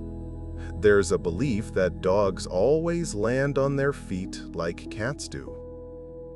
While dogs have some ability to orient themselves in the air during a fall, they don't have the refined righting reflex that cats possess. Cats have flexible spines and a keen sense of spatial orientation that allows them to twist midair and land on their feet from most falls. Dogs, being differently built and evolved, don't have this same ability. Small dogs, in particular, can be seriously injured from falls that might seem short to us. Jumping off furniture or being dropped can cause fractures or internal injuries. Even larger dogs can be hurt by falls from height. Dogs should never be assumed to be safe in situations where falling is possible. High decks, open windows, stairs without gates for puppies, these all pose real risks. Unlike the myth, dogs don't have a magical ability to always land safely. They need our protection from falls, just as children do. Some people assume that all dogs like being dressed in clothing. The growing market for dog clothes, costumes, and accessories might make it seem that dogs universally enjoy wearing apparel. But many dogs merely tolerate clothing, and some actively dislike it. Dogs communicate discomfort by freezing, refusing to move, trying to remove the clothing, or showing stress signals. Some dogs, especially those with anxiety or sensory sensitivities, find clothing restrictive and upsetting. That said, some dogs genuinely don't mind clothing, and functional clothing, like coats for warmth or protection, serves a real purpose for dogs who need it. The key is reading the individual dog's body language and respecting their comfort. If a dog clearly dislikes wearing something, forcing them to wear it for our amusement isn't kind. If clothing serves a purpose and the dog is comfortable, that's fine. But we shouldn't assume all dogs are happy models for our creative dress-up ideas. Their comfort comes first.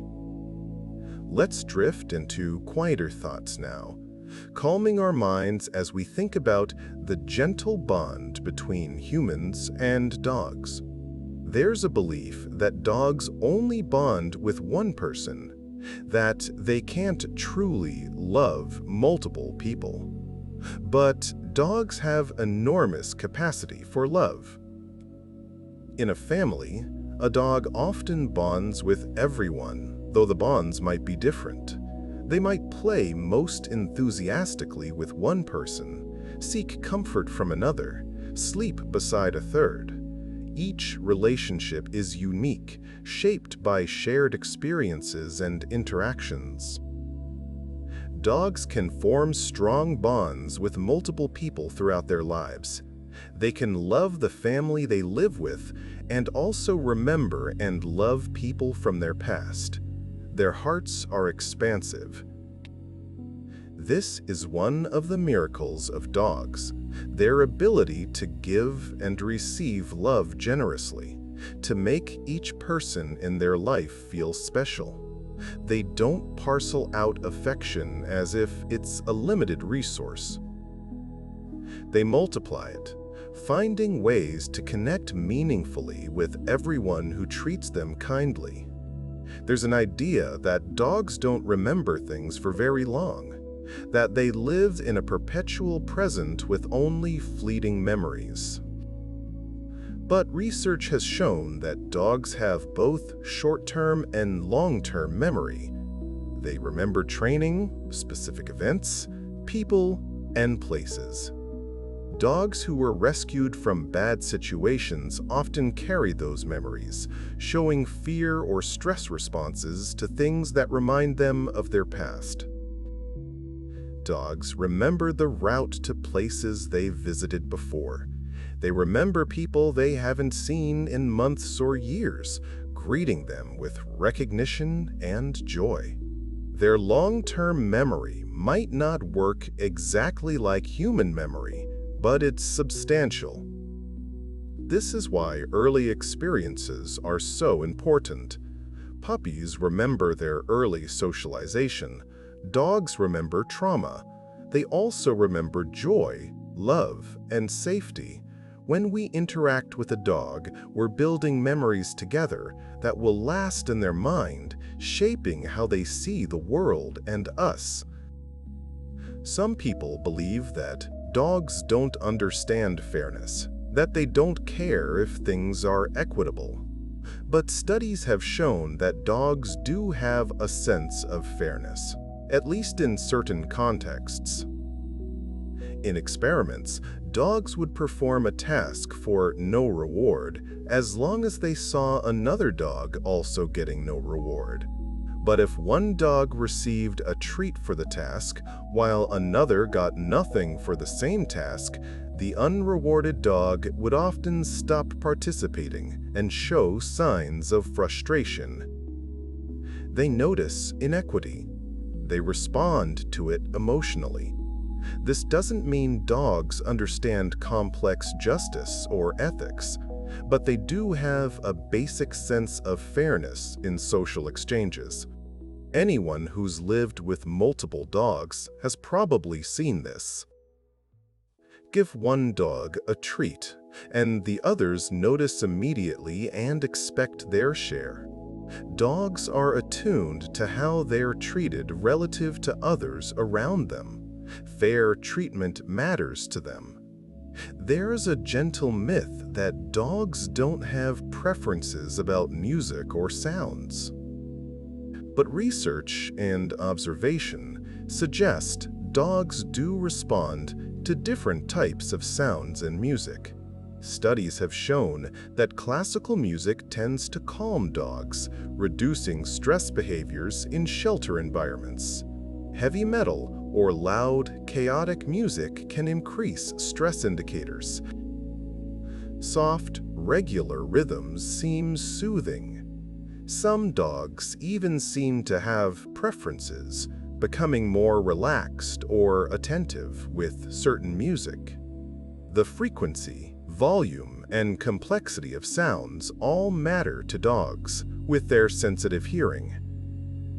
This doesn't mean dogs understand music aesthetically the way humans do, but sound clearly affects their emotional state.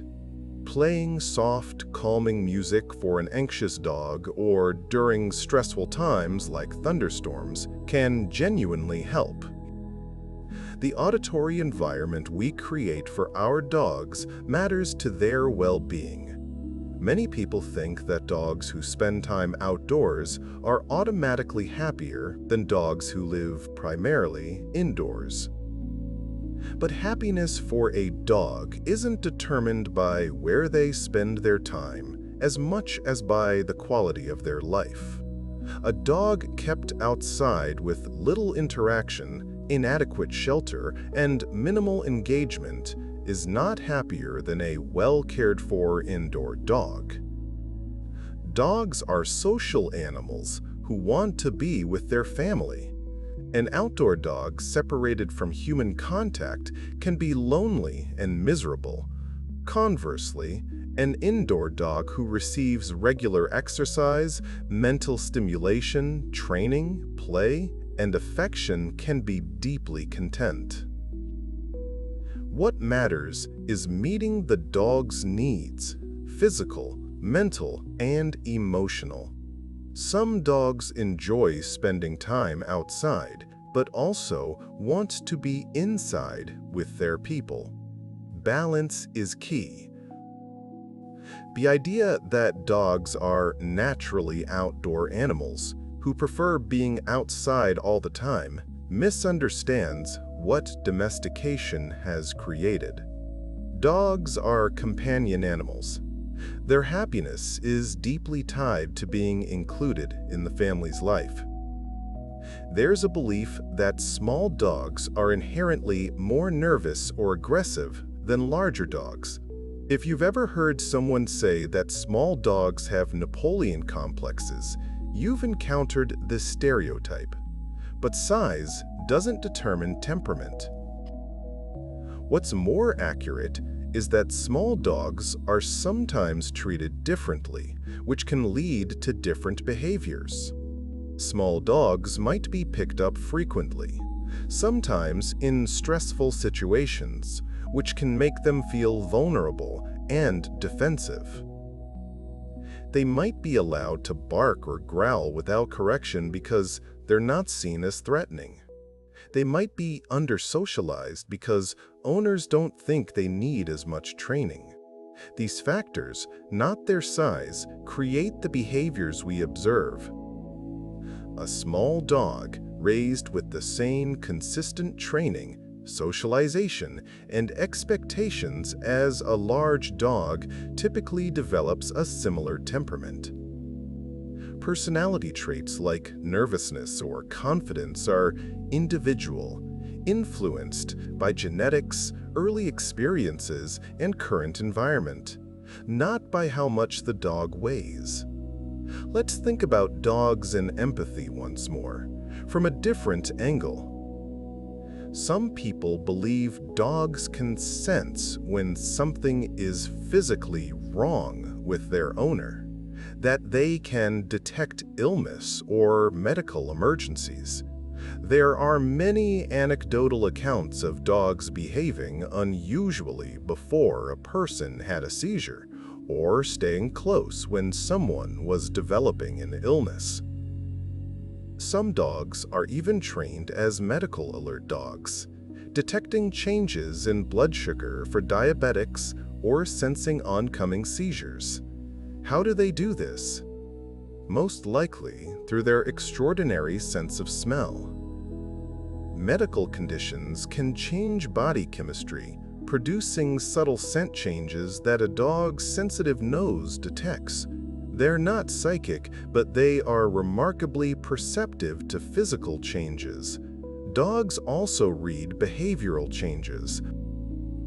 If someone moves differently due to pain or seems less energetic due to illness, a dog notices and often responds with gentleness and increased attention.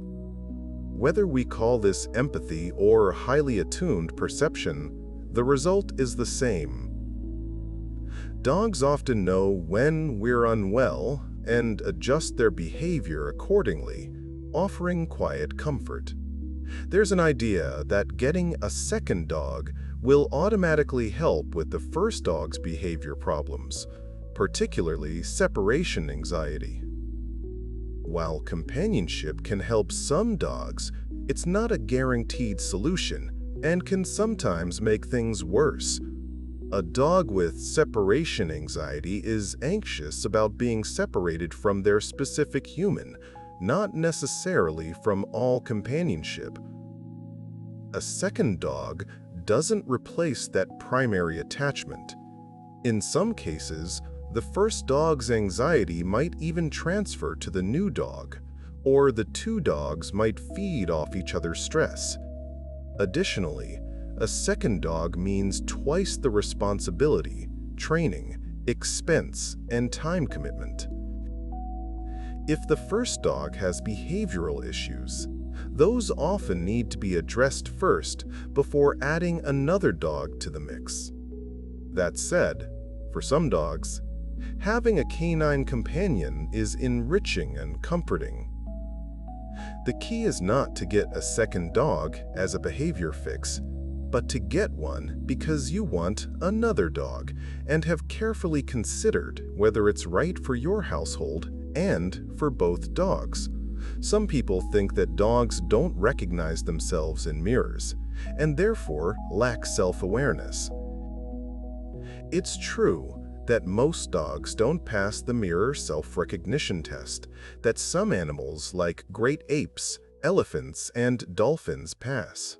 When dogs see themselves in a mirror, they typically react as if seeing another dog, or quickly lose interest. They don't seem to understand that the reflection is themselves, but self-awareness is complex and can exist in forms other than mirror recognition. Dogs clearly have some self-awareness. They know their own body boundaries. They recognize their own scent. They distinguish their own belongings from others. They have preferences and make choices. They seem to have some concept of self as separate from others.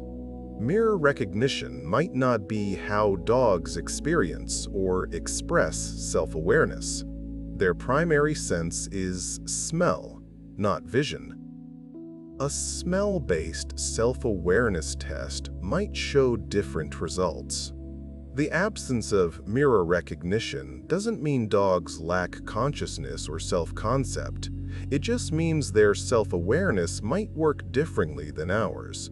There's a belief that dogs don't feel jealousy. But anyone who's petted one dog while another dog pushed in between, or gave attention to a new baby while their dog acted out, has probably witnessed canine jealousy.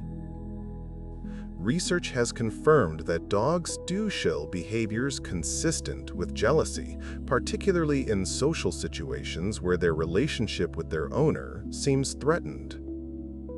When an owner pays attention to a fake dog or another pet, many dogs will push between them, seek attention, or show stress behaviors. This suggests dogs value their relationships and feel distress when those relationships seem at risk. Whether this is exactly the same emotional experience as human jealousy is unknowable, but functionally, it looks very similar. Dogs want their people's attention and affection. They notice when it goes elsewhere. They respond emotionally. Understanding that dogs can feel jealousy helps us manage multi-pet households and major life changes with sensitivity to our dog's feelings. Many people believe that all dogs love being hugged. Humans hug to show affection, and we naturally extend this to our dogs. But from a dog's perspective, having limbs wrapped around them can feel restrictive or threatening. In dog communication, putting a paw or body weight on another dog is often a dominance signal or a prelude to conflict, not affection. Most dogs tolerate hugs from their family members because they trust those people and have learned that hugs are safe. They endure it for us. Some dogs genuinely don't mind or might even enjoy it, but many dogs show subtle stress signals during hugs.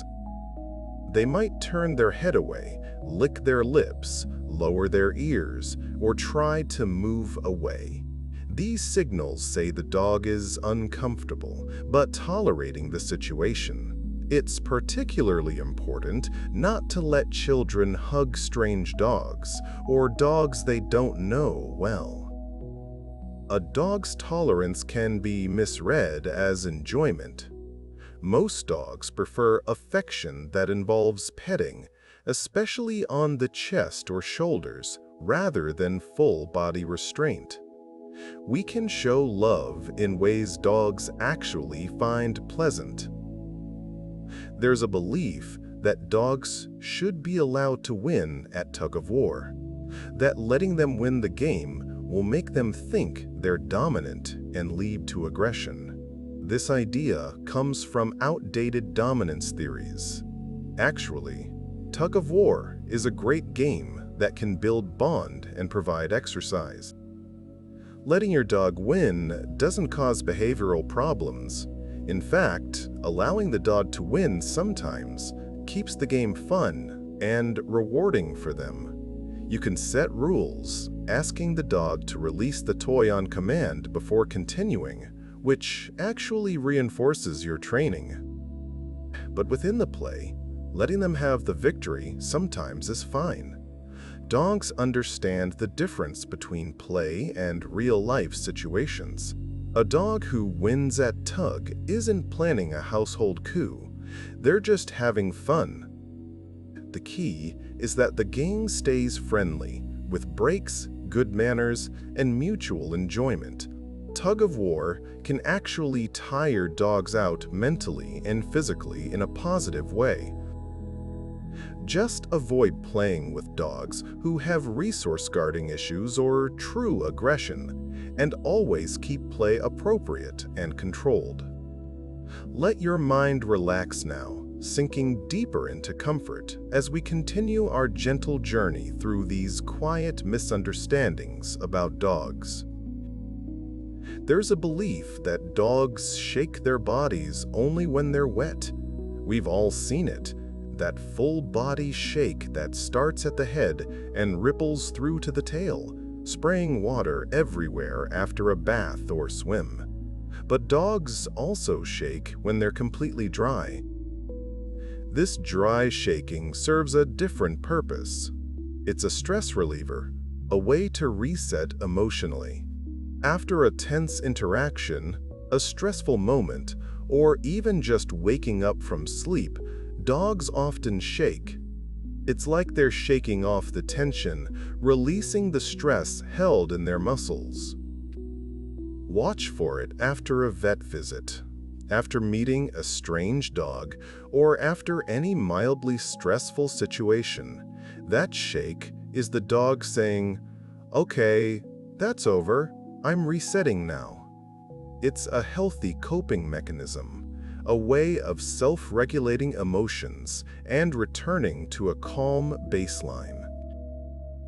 Some people think that dogs' paws don't need any care, that they're tough enough to handle anything. While dog paws are indeed durable, designed to handle varied terrain, they still need attention and care. Paw pads can crack and dry out, especially in extreme weather. Hot pavement in summer can burn paw pads severely.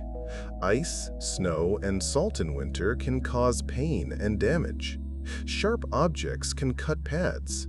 Long nails can cause discomfort and even affect a dog's gait and joint health.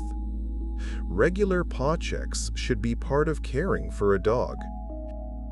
Look between the toes for foreign objects, mats in the fur, or signs of injury. Keep nails trimmed to a comfortable length.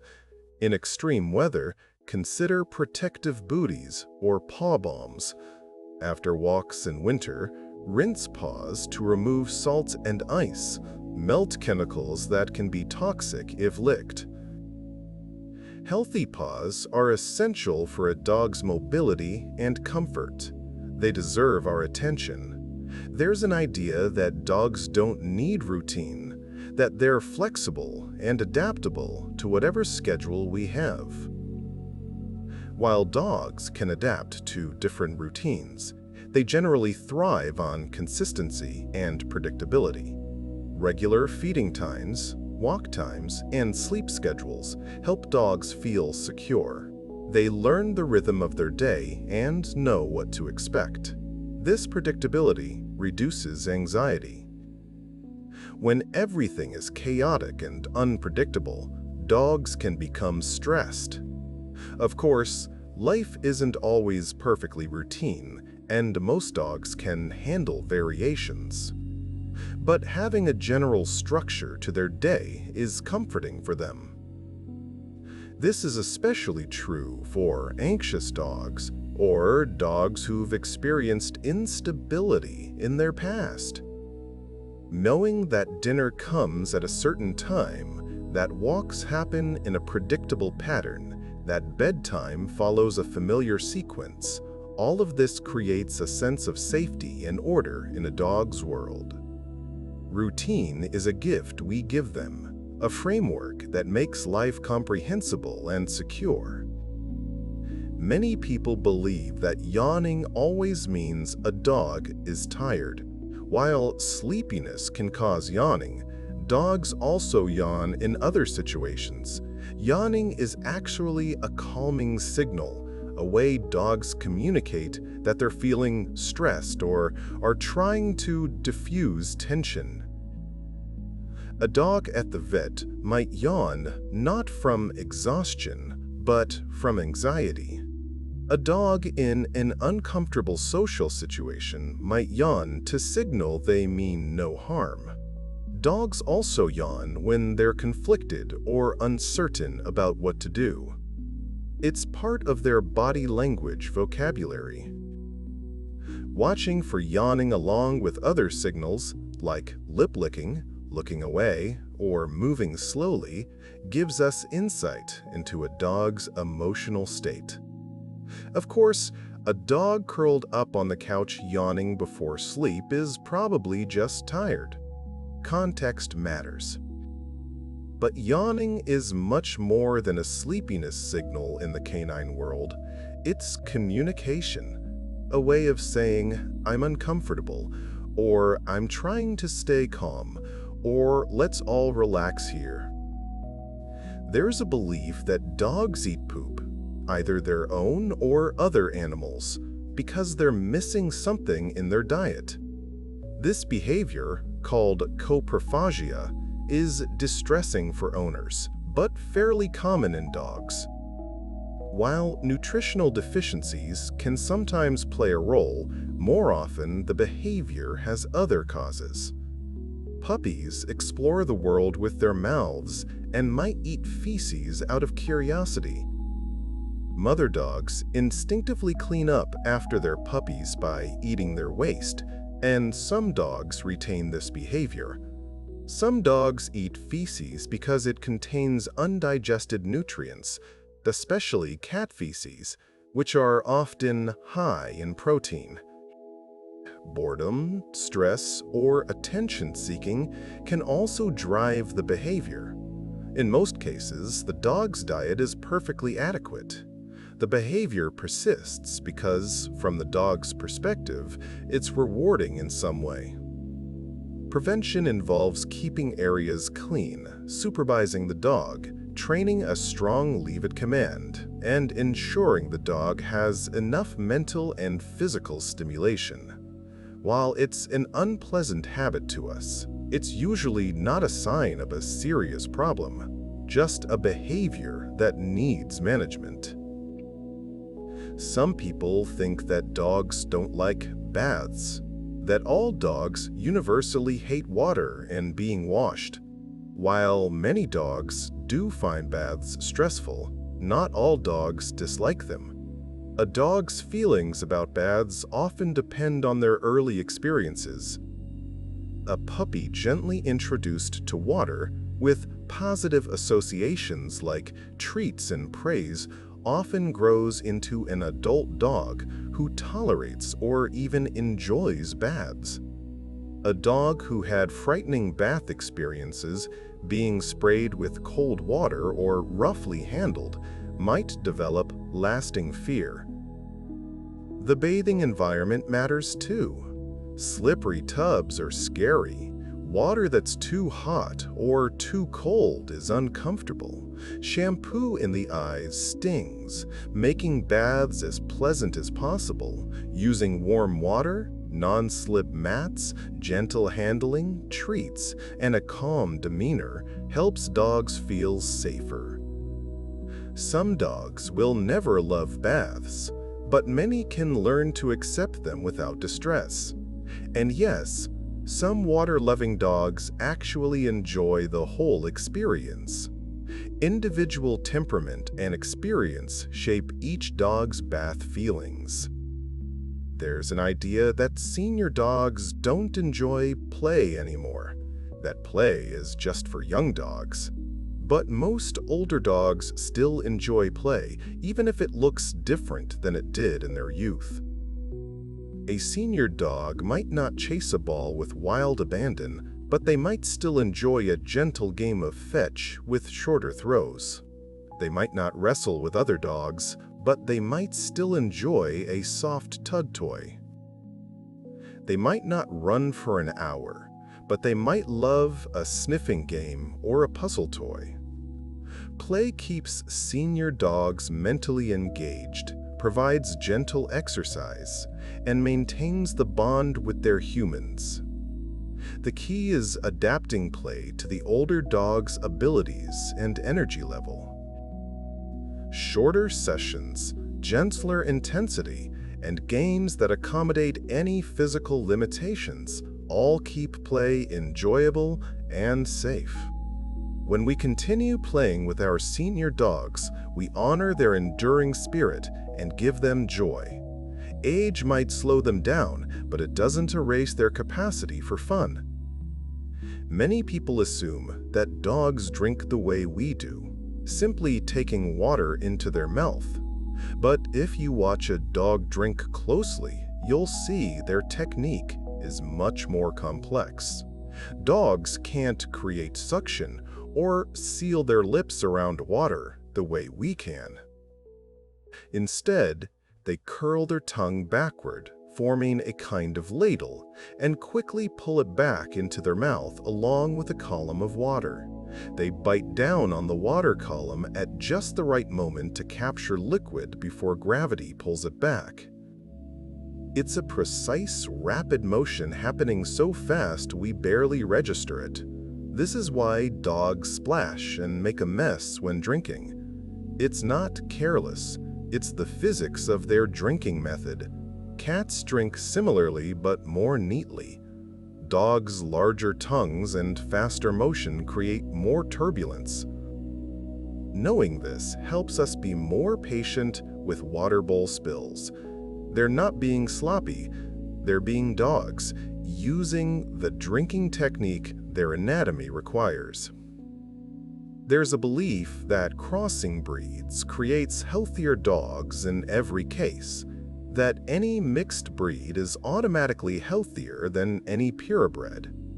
While hybrid vigor is real and mixing breeds can reduce some inherited problems, it's not a guarantee of perfect health. A mixed breed dog inherits genes from both parents, which can include both good and bad traits.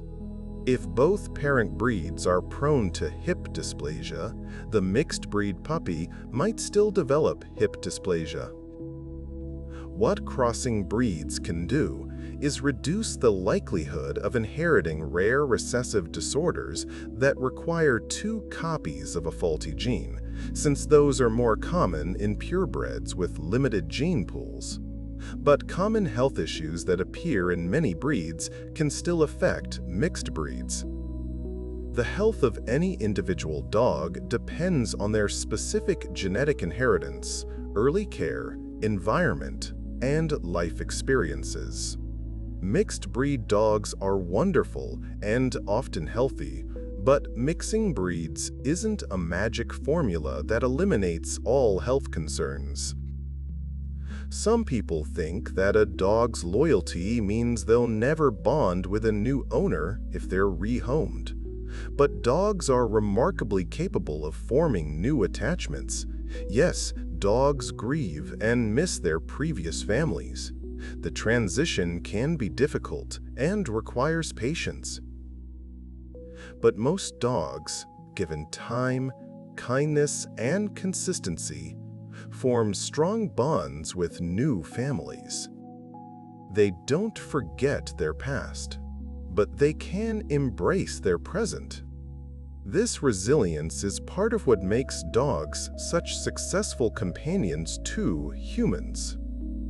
They're adaptable. They're forgiving. They're willing to trust again. Dogs who've been through multiple homes can still become devoted companions. It might take longer. They might have trust issues to work through.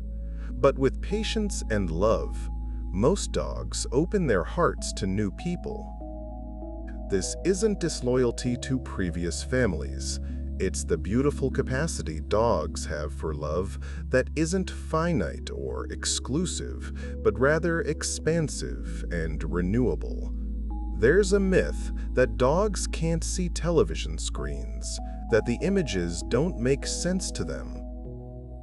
Older televisions with lower refresh rates did appear to dogs as flickering images because dogs process visual information faster than we do. But modern high-definition televisions with higher refresh rates display images smoothly enough for dogs to perceive them. Many dogs do watch television, especially when there are other animals on screen or sounds that interest them. Some dogs seem to recognize animals on TV and react to them. Some dogs enjoy nature programs or shows made specifically for dogs. Other dogs show no interest whatsoever. Like many things, it varies by individual. Dogs don't understand television the way we do, as stories or information sources, but they can perceive the images and sounds, and some find them engaging. If your dog watches TV with you, they're genuinely seeing what's on screen, not just staring at a mysterious glowing box. Many people believe that neutered male dogs never lift their leg to urinate. That leg lifting is purely a hormonal behavior that disappears after neutering. While testosterone does influence marking behavior, leg lifting is also a learned posture that many neutered males maintain. Young male puppies usually squat to urinate. As they mature, they start lifting their leg, partly due to hormones, partly due to social learning from watching other dogs. This lifting allows them to mark at nose height for other dogs, communicating their presence. Neutering reduces the drive to mark in many dogs, and some neutered males do revert to squatting. Others continue leg lifting out of habit, even though the hormonal motivation is gone. Some never lifted their leg in the first place and continue squatting after neutering.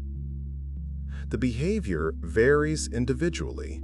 Neutering reduces, but doesn't always eliminate marking behavior or the leg lift posture. It's one more example of how complex dog behavior is, shaped by both biology and learning. There's a belief that dogs with long hair are always hot in summer. It seems logical. More insulation means more heat. But as we touched on before with coat shaving, longer coats can actually help regulate temperature. A healthy coat provides insulation from heat as well as cold. It creates an air layer that protects from sun and heat. This is why breeds from hot climates often have substantial coats. The key is that the coat is properly maintained. A matted coat loses its insulating properties and traps heat against the skin. But a clean, brushed coat allows air circulation and provides protection. Dogs with long hair still need shade, water, and avoidance of extreme heat. They shouldn't exercise hard in hot weather, but their coat length itself isn't making them suffer, and shaving them might actually reduce their natural temperature regulation ability. Trust that evolution and selective breeding created coats appropriate for different climates. Our job is to maintain them and provide appropriate environmental management. Some people think that all dogs are born knowing how to swim. We touched on this earlier, but it's worth emphasizing that even breeds bred for water work aren't born swimmers. Puppies need to learn gradually and safely. A puppy thrown into deep water can panic, inhale water, and develop lasting fear. Even dogs who become excellent swimmers need positive first experiences. Taking a young dog to shallow water, letting them wade at their own pace, providing encouragement but not forcing them deeper than they're comfortable with, all of this creates confident water dogs. Life jackets help dogs learning to swim feel more secure and safe. Never assume a dog can save themselves in water. Even good swimmers can tire, get disoriented, or struggle in currents or waves. Water safety requires supervision, life jackets when appropriate, and respect for the fact that swimming is a learned skill, not an innate ability. There's an idea that dogs only wag their tails when humans are present, that it's a behavior directed at us. But dogs wag their tails in many situations where no humans are watching. They wag at other dogs. They wag when playing alone with a toy. They wag when they discover an interesting smell. Tail wagging is part of canine communication generally, not something invented to interact with humans specifically. That said, dogs do seem to wag more and in specific ways when interacting with humans, suggesting they've learned that we pay attention to this signal. They've adapted their natural communication to include us. This is part of domestication, the way dogs have become skilled at bridging the communication gap between our species. So yes, dogs wag at us, but they also wag for their own reasons in their own dog world. It's a versatile behavior serving multiple purposes. Many people believe that dogs should eat their meals quickly, that fast eating is normal and healthy. But actually, very fast eating can be problematic. Dogs who gulp their food are at higher risk for choking, vomiting, and a dangerous condition called bloat or gastric dilatation volvulus, where the stomach fills with gas and can twist. This is especially serious in large, deep-chested breeds and can be life-threatening. Encouraging slower eating is safer. Slow feeder bowls, which have raised sections that the dog must eat around, naturally slow the pace. Puzzle feeders turn mealtime into a game that takes longer. Splitting meals into smaller, more frequent portions can help. Why do some dogs eat so fast? Competition in early life, food insecurity, or simply individual temperament can drive rapid eating. While some fast eating is normal enthusiasm, extremely frantic gulping is worth addressing both for safety and to help the dog enjoy their meals more calmly. There's a belief that dogs can't have human emotions because they're animals. This reflects an old, outdated view that animals are essentially biological machines without inner lives.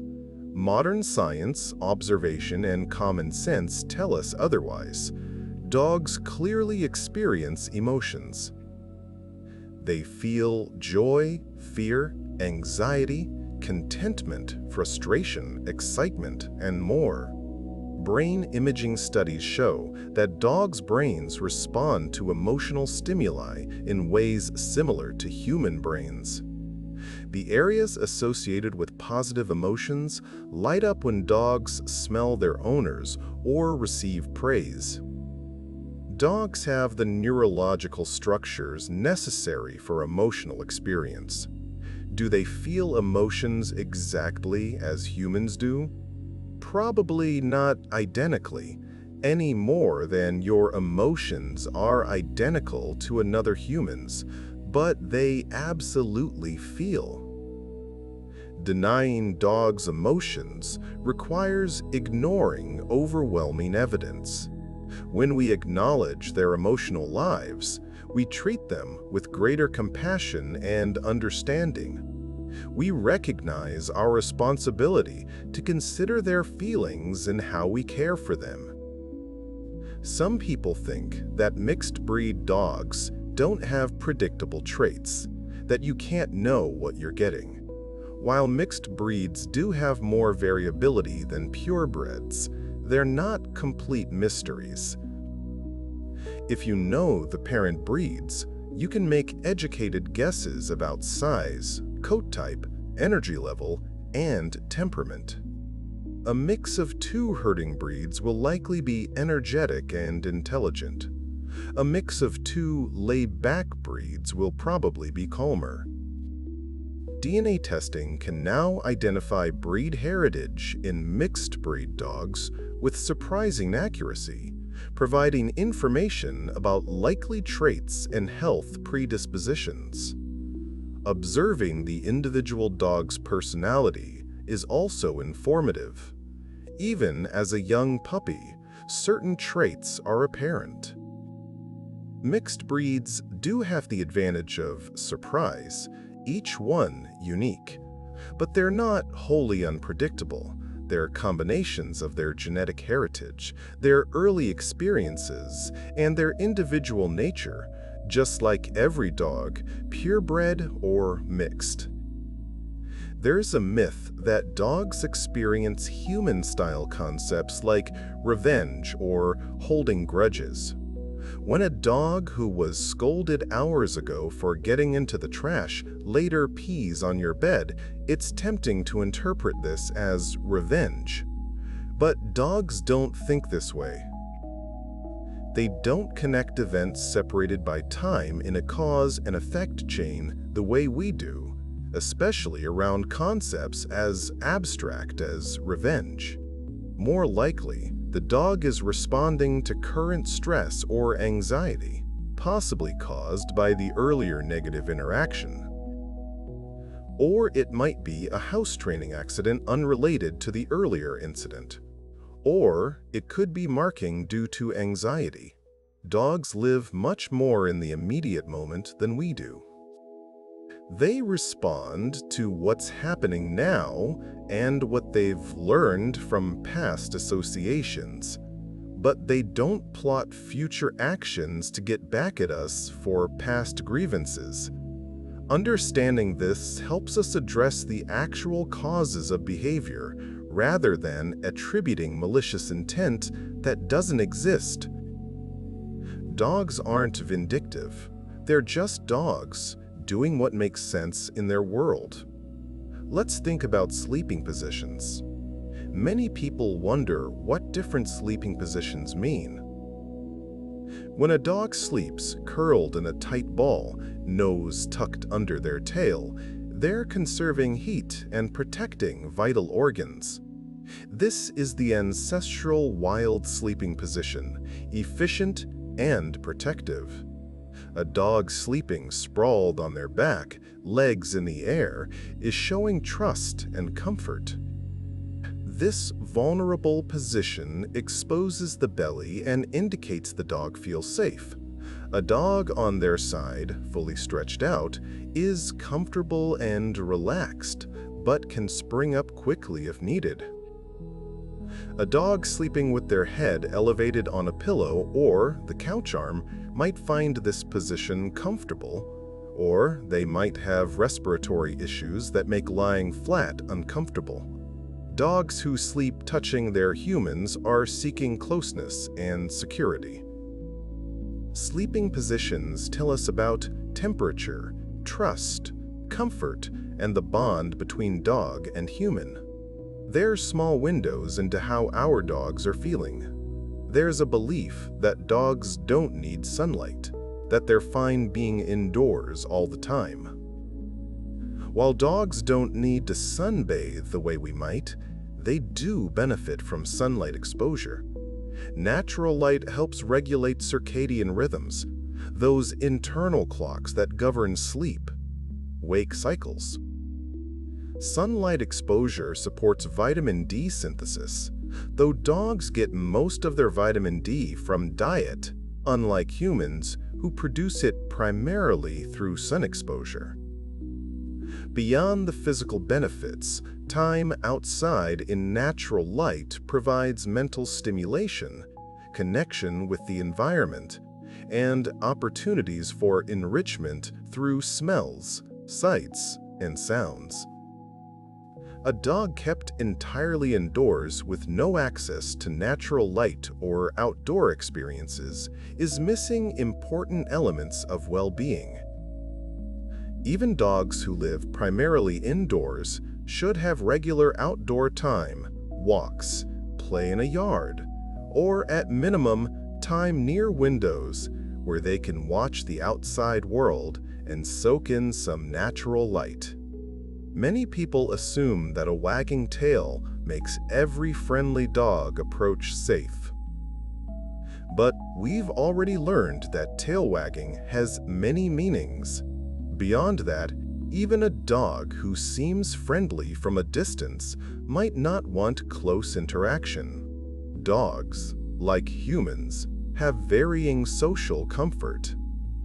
Always ask an owner before approaching their dog.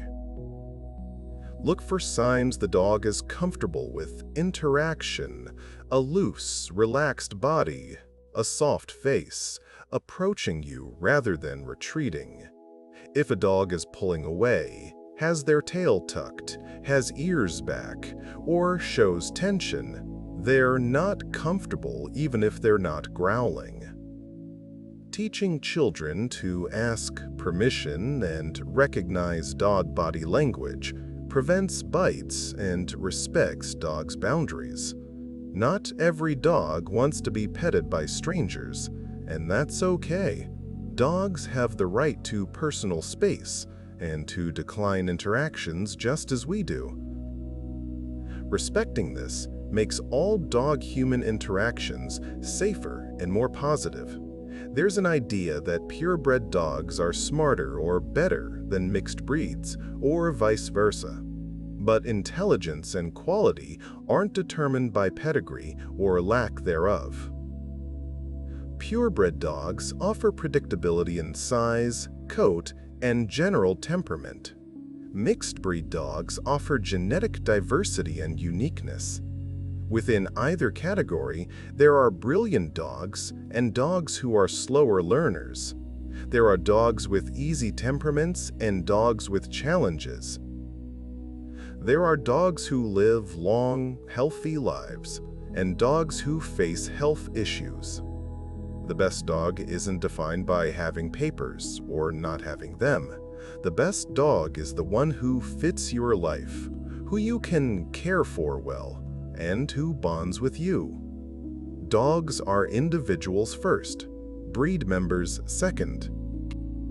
Whether purebred or mixed, every dog deserves respect, care, and love. The whole debate about which is better misses the point. They're all just dogs, all worthy, all capable of being wonderful companions. Some people believe that dogs don't get cold in cars the way they get hot. Everyone knows about the dangers of leaving dogs in hot cars, but fewer people consider winter risks. While cold cars are less immediately deadly than hot ones, they're still dangerous. In freezing weather, a car is essentially a metal box that quickly becomes as cold as the outside air or colder with wind chill. A dog left in a cold car can develop hypothermia. Small dogs, thin dogs, and dogs with short coats are particularly vulnerable. Just as we don't leave dogs in hot cars, we shouldn't leave them in freezing cars. If you can't take your dog inside with you, they should stay home in a warm place. Cars aren't safe waiting rooms in extreme temperatures of any kind. This includes parking while you run errands in winter. Even 20 minutes in a freezing car can be dangerous. Dogs need protection from temperature extremes just as we do. There's a belief that dogs eat grass to make themselves vomit when they're sick. We touched on this earlier, but let's expand. While occasional vomiting after eating grass can happen, most dogs who eat grass don't vomit afterward. Studies show only a small percentage of grass-eating episodes result in vomiting. Dogs seem to eat grass for various reasons, including taste, texture, boredom, or dietary curiosity. In evolutionary terms, wild canines consume entire prey, animals including stomach contents with plant matter, so some plant consumption is natural. However, if a dog suddenly starts eating grass compulsively, or if they're eating grass and vomiting frequently, or if they seem unwell, that warrants veterinary attention. The occasional grass nibble on a walk is usually harmless, normal behavior. Frequent or obsessive grass eating might indicate gastrointestinal discomfort, nausea, or nutritional seeking. As with many dog behaviors, moderate and occasional is generally fine, but sudden changes or extremes deserve investigation. Many people think that dog years can be calculated uniformly across all sizes, but we know small dogs and large dogs age differently. There's another factor too: breed. Within similar-sized dogs, some breeds tend to live longer than others. This might relate to how heavily they've been bred for specific traits, how much genetic diversity exists in the breed, and what health issues are common. Mixed breeds often benefit from greater genetic diversity. But even among purebreds, a dachshund and a bulldog, both small to medium, have different average lifespans due to breed-specific health issues. When we think about our dogs' ages, we should consider their size, their breed if known, their individual health, and their life stage, rather than relying on any simple formula. A dog's biological age is about how their body is functioning, not just calendar years. Some 8-year-old dogs are spry and youthful. Others are showing significant aging. The individual matters more than the number. Breathe slowly now, feeling the comfort of this quiet time, this gentle learning. Let's think about sleeping arrangements. There's a myth that letting dogs sleep in your bed will make them dominant or spoil them.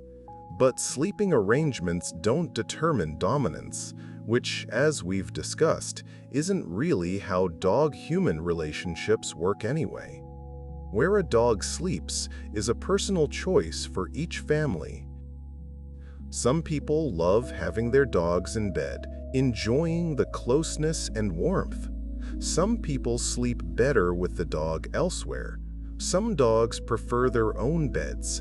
Health considerations might influence the decision, allergies, space, sleep disturbance. But there's no inherent behavioral problem with bed sharing. Dogs who sleep with their humans aren't plotting to take over the household. They're just enjoying comfort and closeness. If co-sleeping works for everyone and all sleep well, it's fine. If it doesn't work, the dog can be perfectly happy sleeping nearby. The quality of the relationship matters more than the sleeping location. There's a belief that dogs don't understand when we're talking to them versus talking to others. But research suggests do differentiate. They pay more attention when we address them directly, especially when we use higher-pitched, affectionate tones. They seem to recognize when conversation is directed at them. Dogs also understand more words than we might expect. While the average dog might reliably know dozens of specific words or commands, they understand context and tone for many more communications. They read our body language, our facial expressions, our tone of voice, and combine all these inputs to extract meaning. When you're talking to your dog, they're actively listening and trying to understand. They might not grasp every word, but they're engaged with the communication. This is one reason talking to our dogs, narrating our actions, explaining what's happening, feels natural and useful. They're tuned in, extracting what meaning they can from our words and manner. Some people think that dogs don't get depressed, that depression is a uniquely human experience. But dogs can absolutely experience depression-like states. After losing a companion, after significant life changes, after trauma, or sometimes seemingly without clear cause, dogs can show signs of depression. These might include loss of interest in activities they once enjoyed, decreased appetite, increased sleeping, withdrawal from social interaction, or general lethargy. While we can't diagnose clinical depression in dogs the way we would in humans, we can observe that dogs sometimes experience sustained low mood and reduced functioning. Veterinarians can evaluate whether physical health problems are contributing. Environmental enrichment, routine, exercise, and sometimes medication can help. Recognizing that dogs have emotional vulnerabilities, that their mental health matters just as their physical health does, helps us provide comprehensive care. They're not immune to psychological distress. They need our attention to their emotional well-being throughout their lives. There's a myth that you can't train aggression out of a dog, that an aggressive dog will always be dangerous. While aggression is serious and requires professional intervention, many dogs with aggression issues can be successfully rehabilitated. Aggression usually stems from fear, anxiety, poor socialization, or past trauma. It's communication of distress, not inherent evil. With the right training approach, management, and sometimes medication, many aggressive dogs become safe, reliable companions. This doesn't mean all aggression can be fixed easily, or that all aggressive dogs can be safely kept in all homes. Realistic assessment of risk and commitment is necessary. Some aggression cases are beyond typical owner management and need specialized professional help. Some dogs, despite best efforts, might always need careful management. But the idea that aggression is permanent and untreatable is false.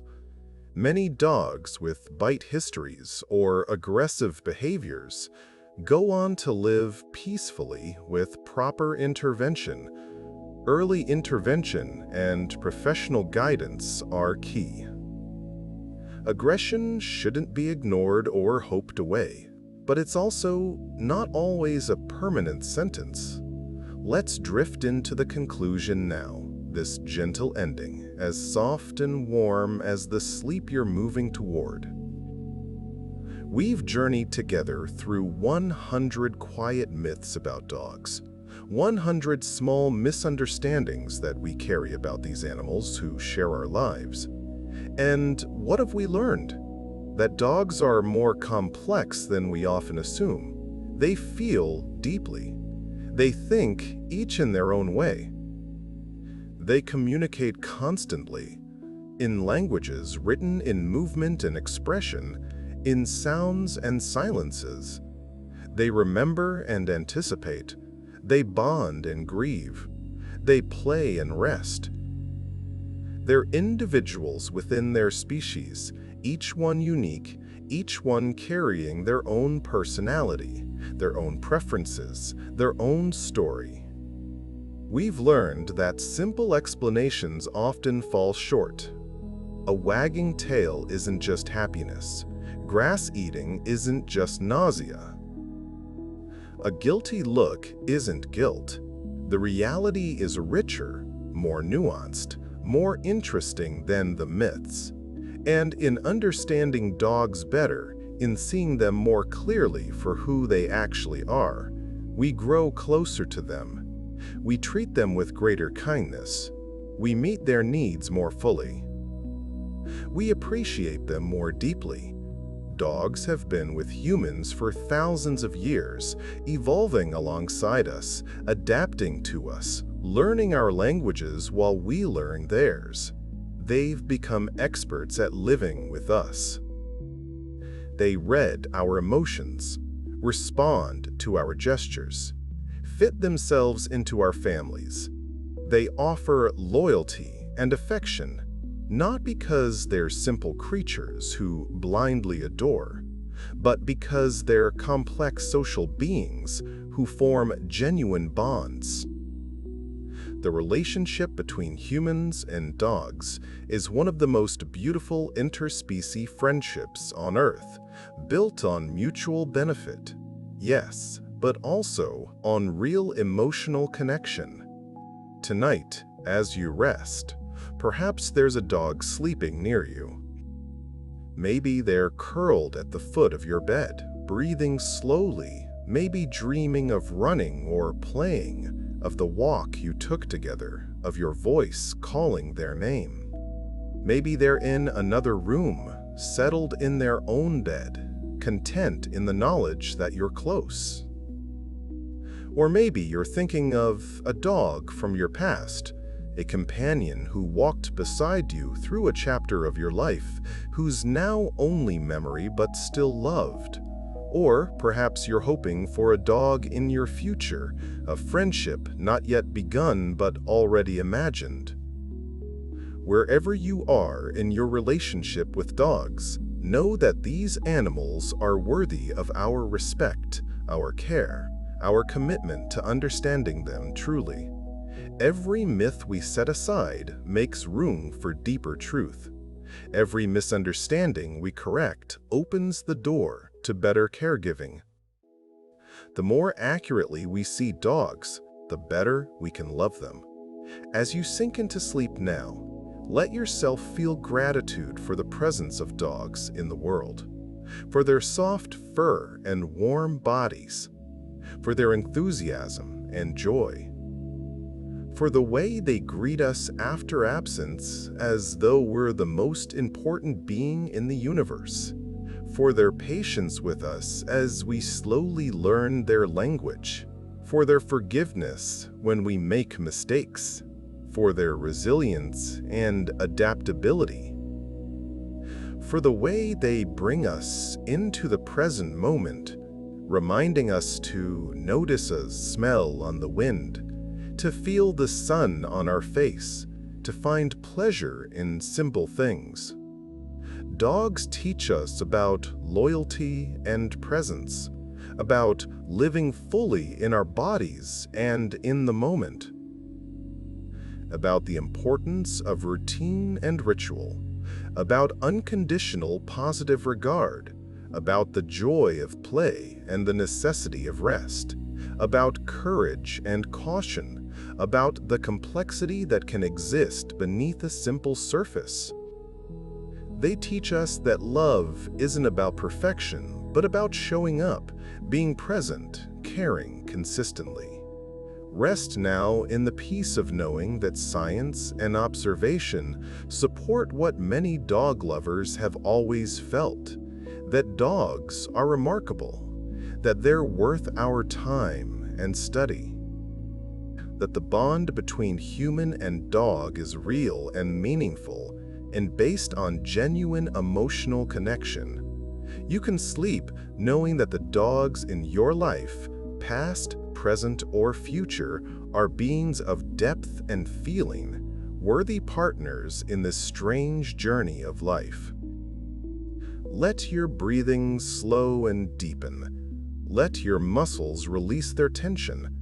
Let your thoughts drift and scatter like leaves on a gentle wind. The information has been shared, the myths gently corrected. Now there's only rest, only the soft darkness of sleep, only the quiet certainty that in the morning the world will still hold dogs, those faithful companions, those complex creatures, those furry friends who've chosen to walk through life beside us. Sleep well, knowing you've honored dogs tonight by learning about them truly. Sleep well, with gratitude for the four-legged beings who make our lives richer.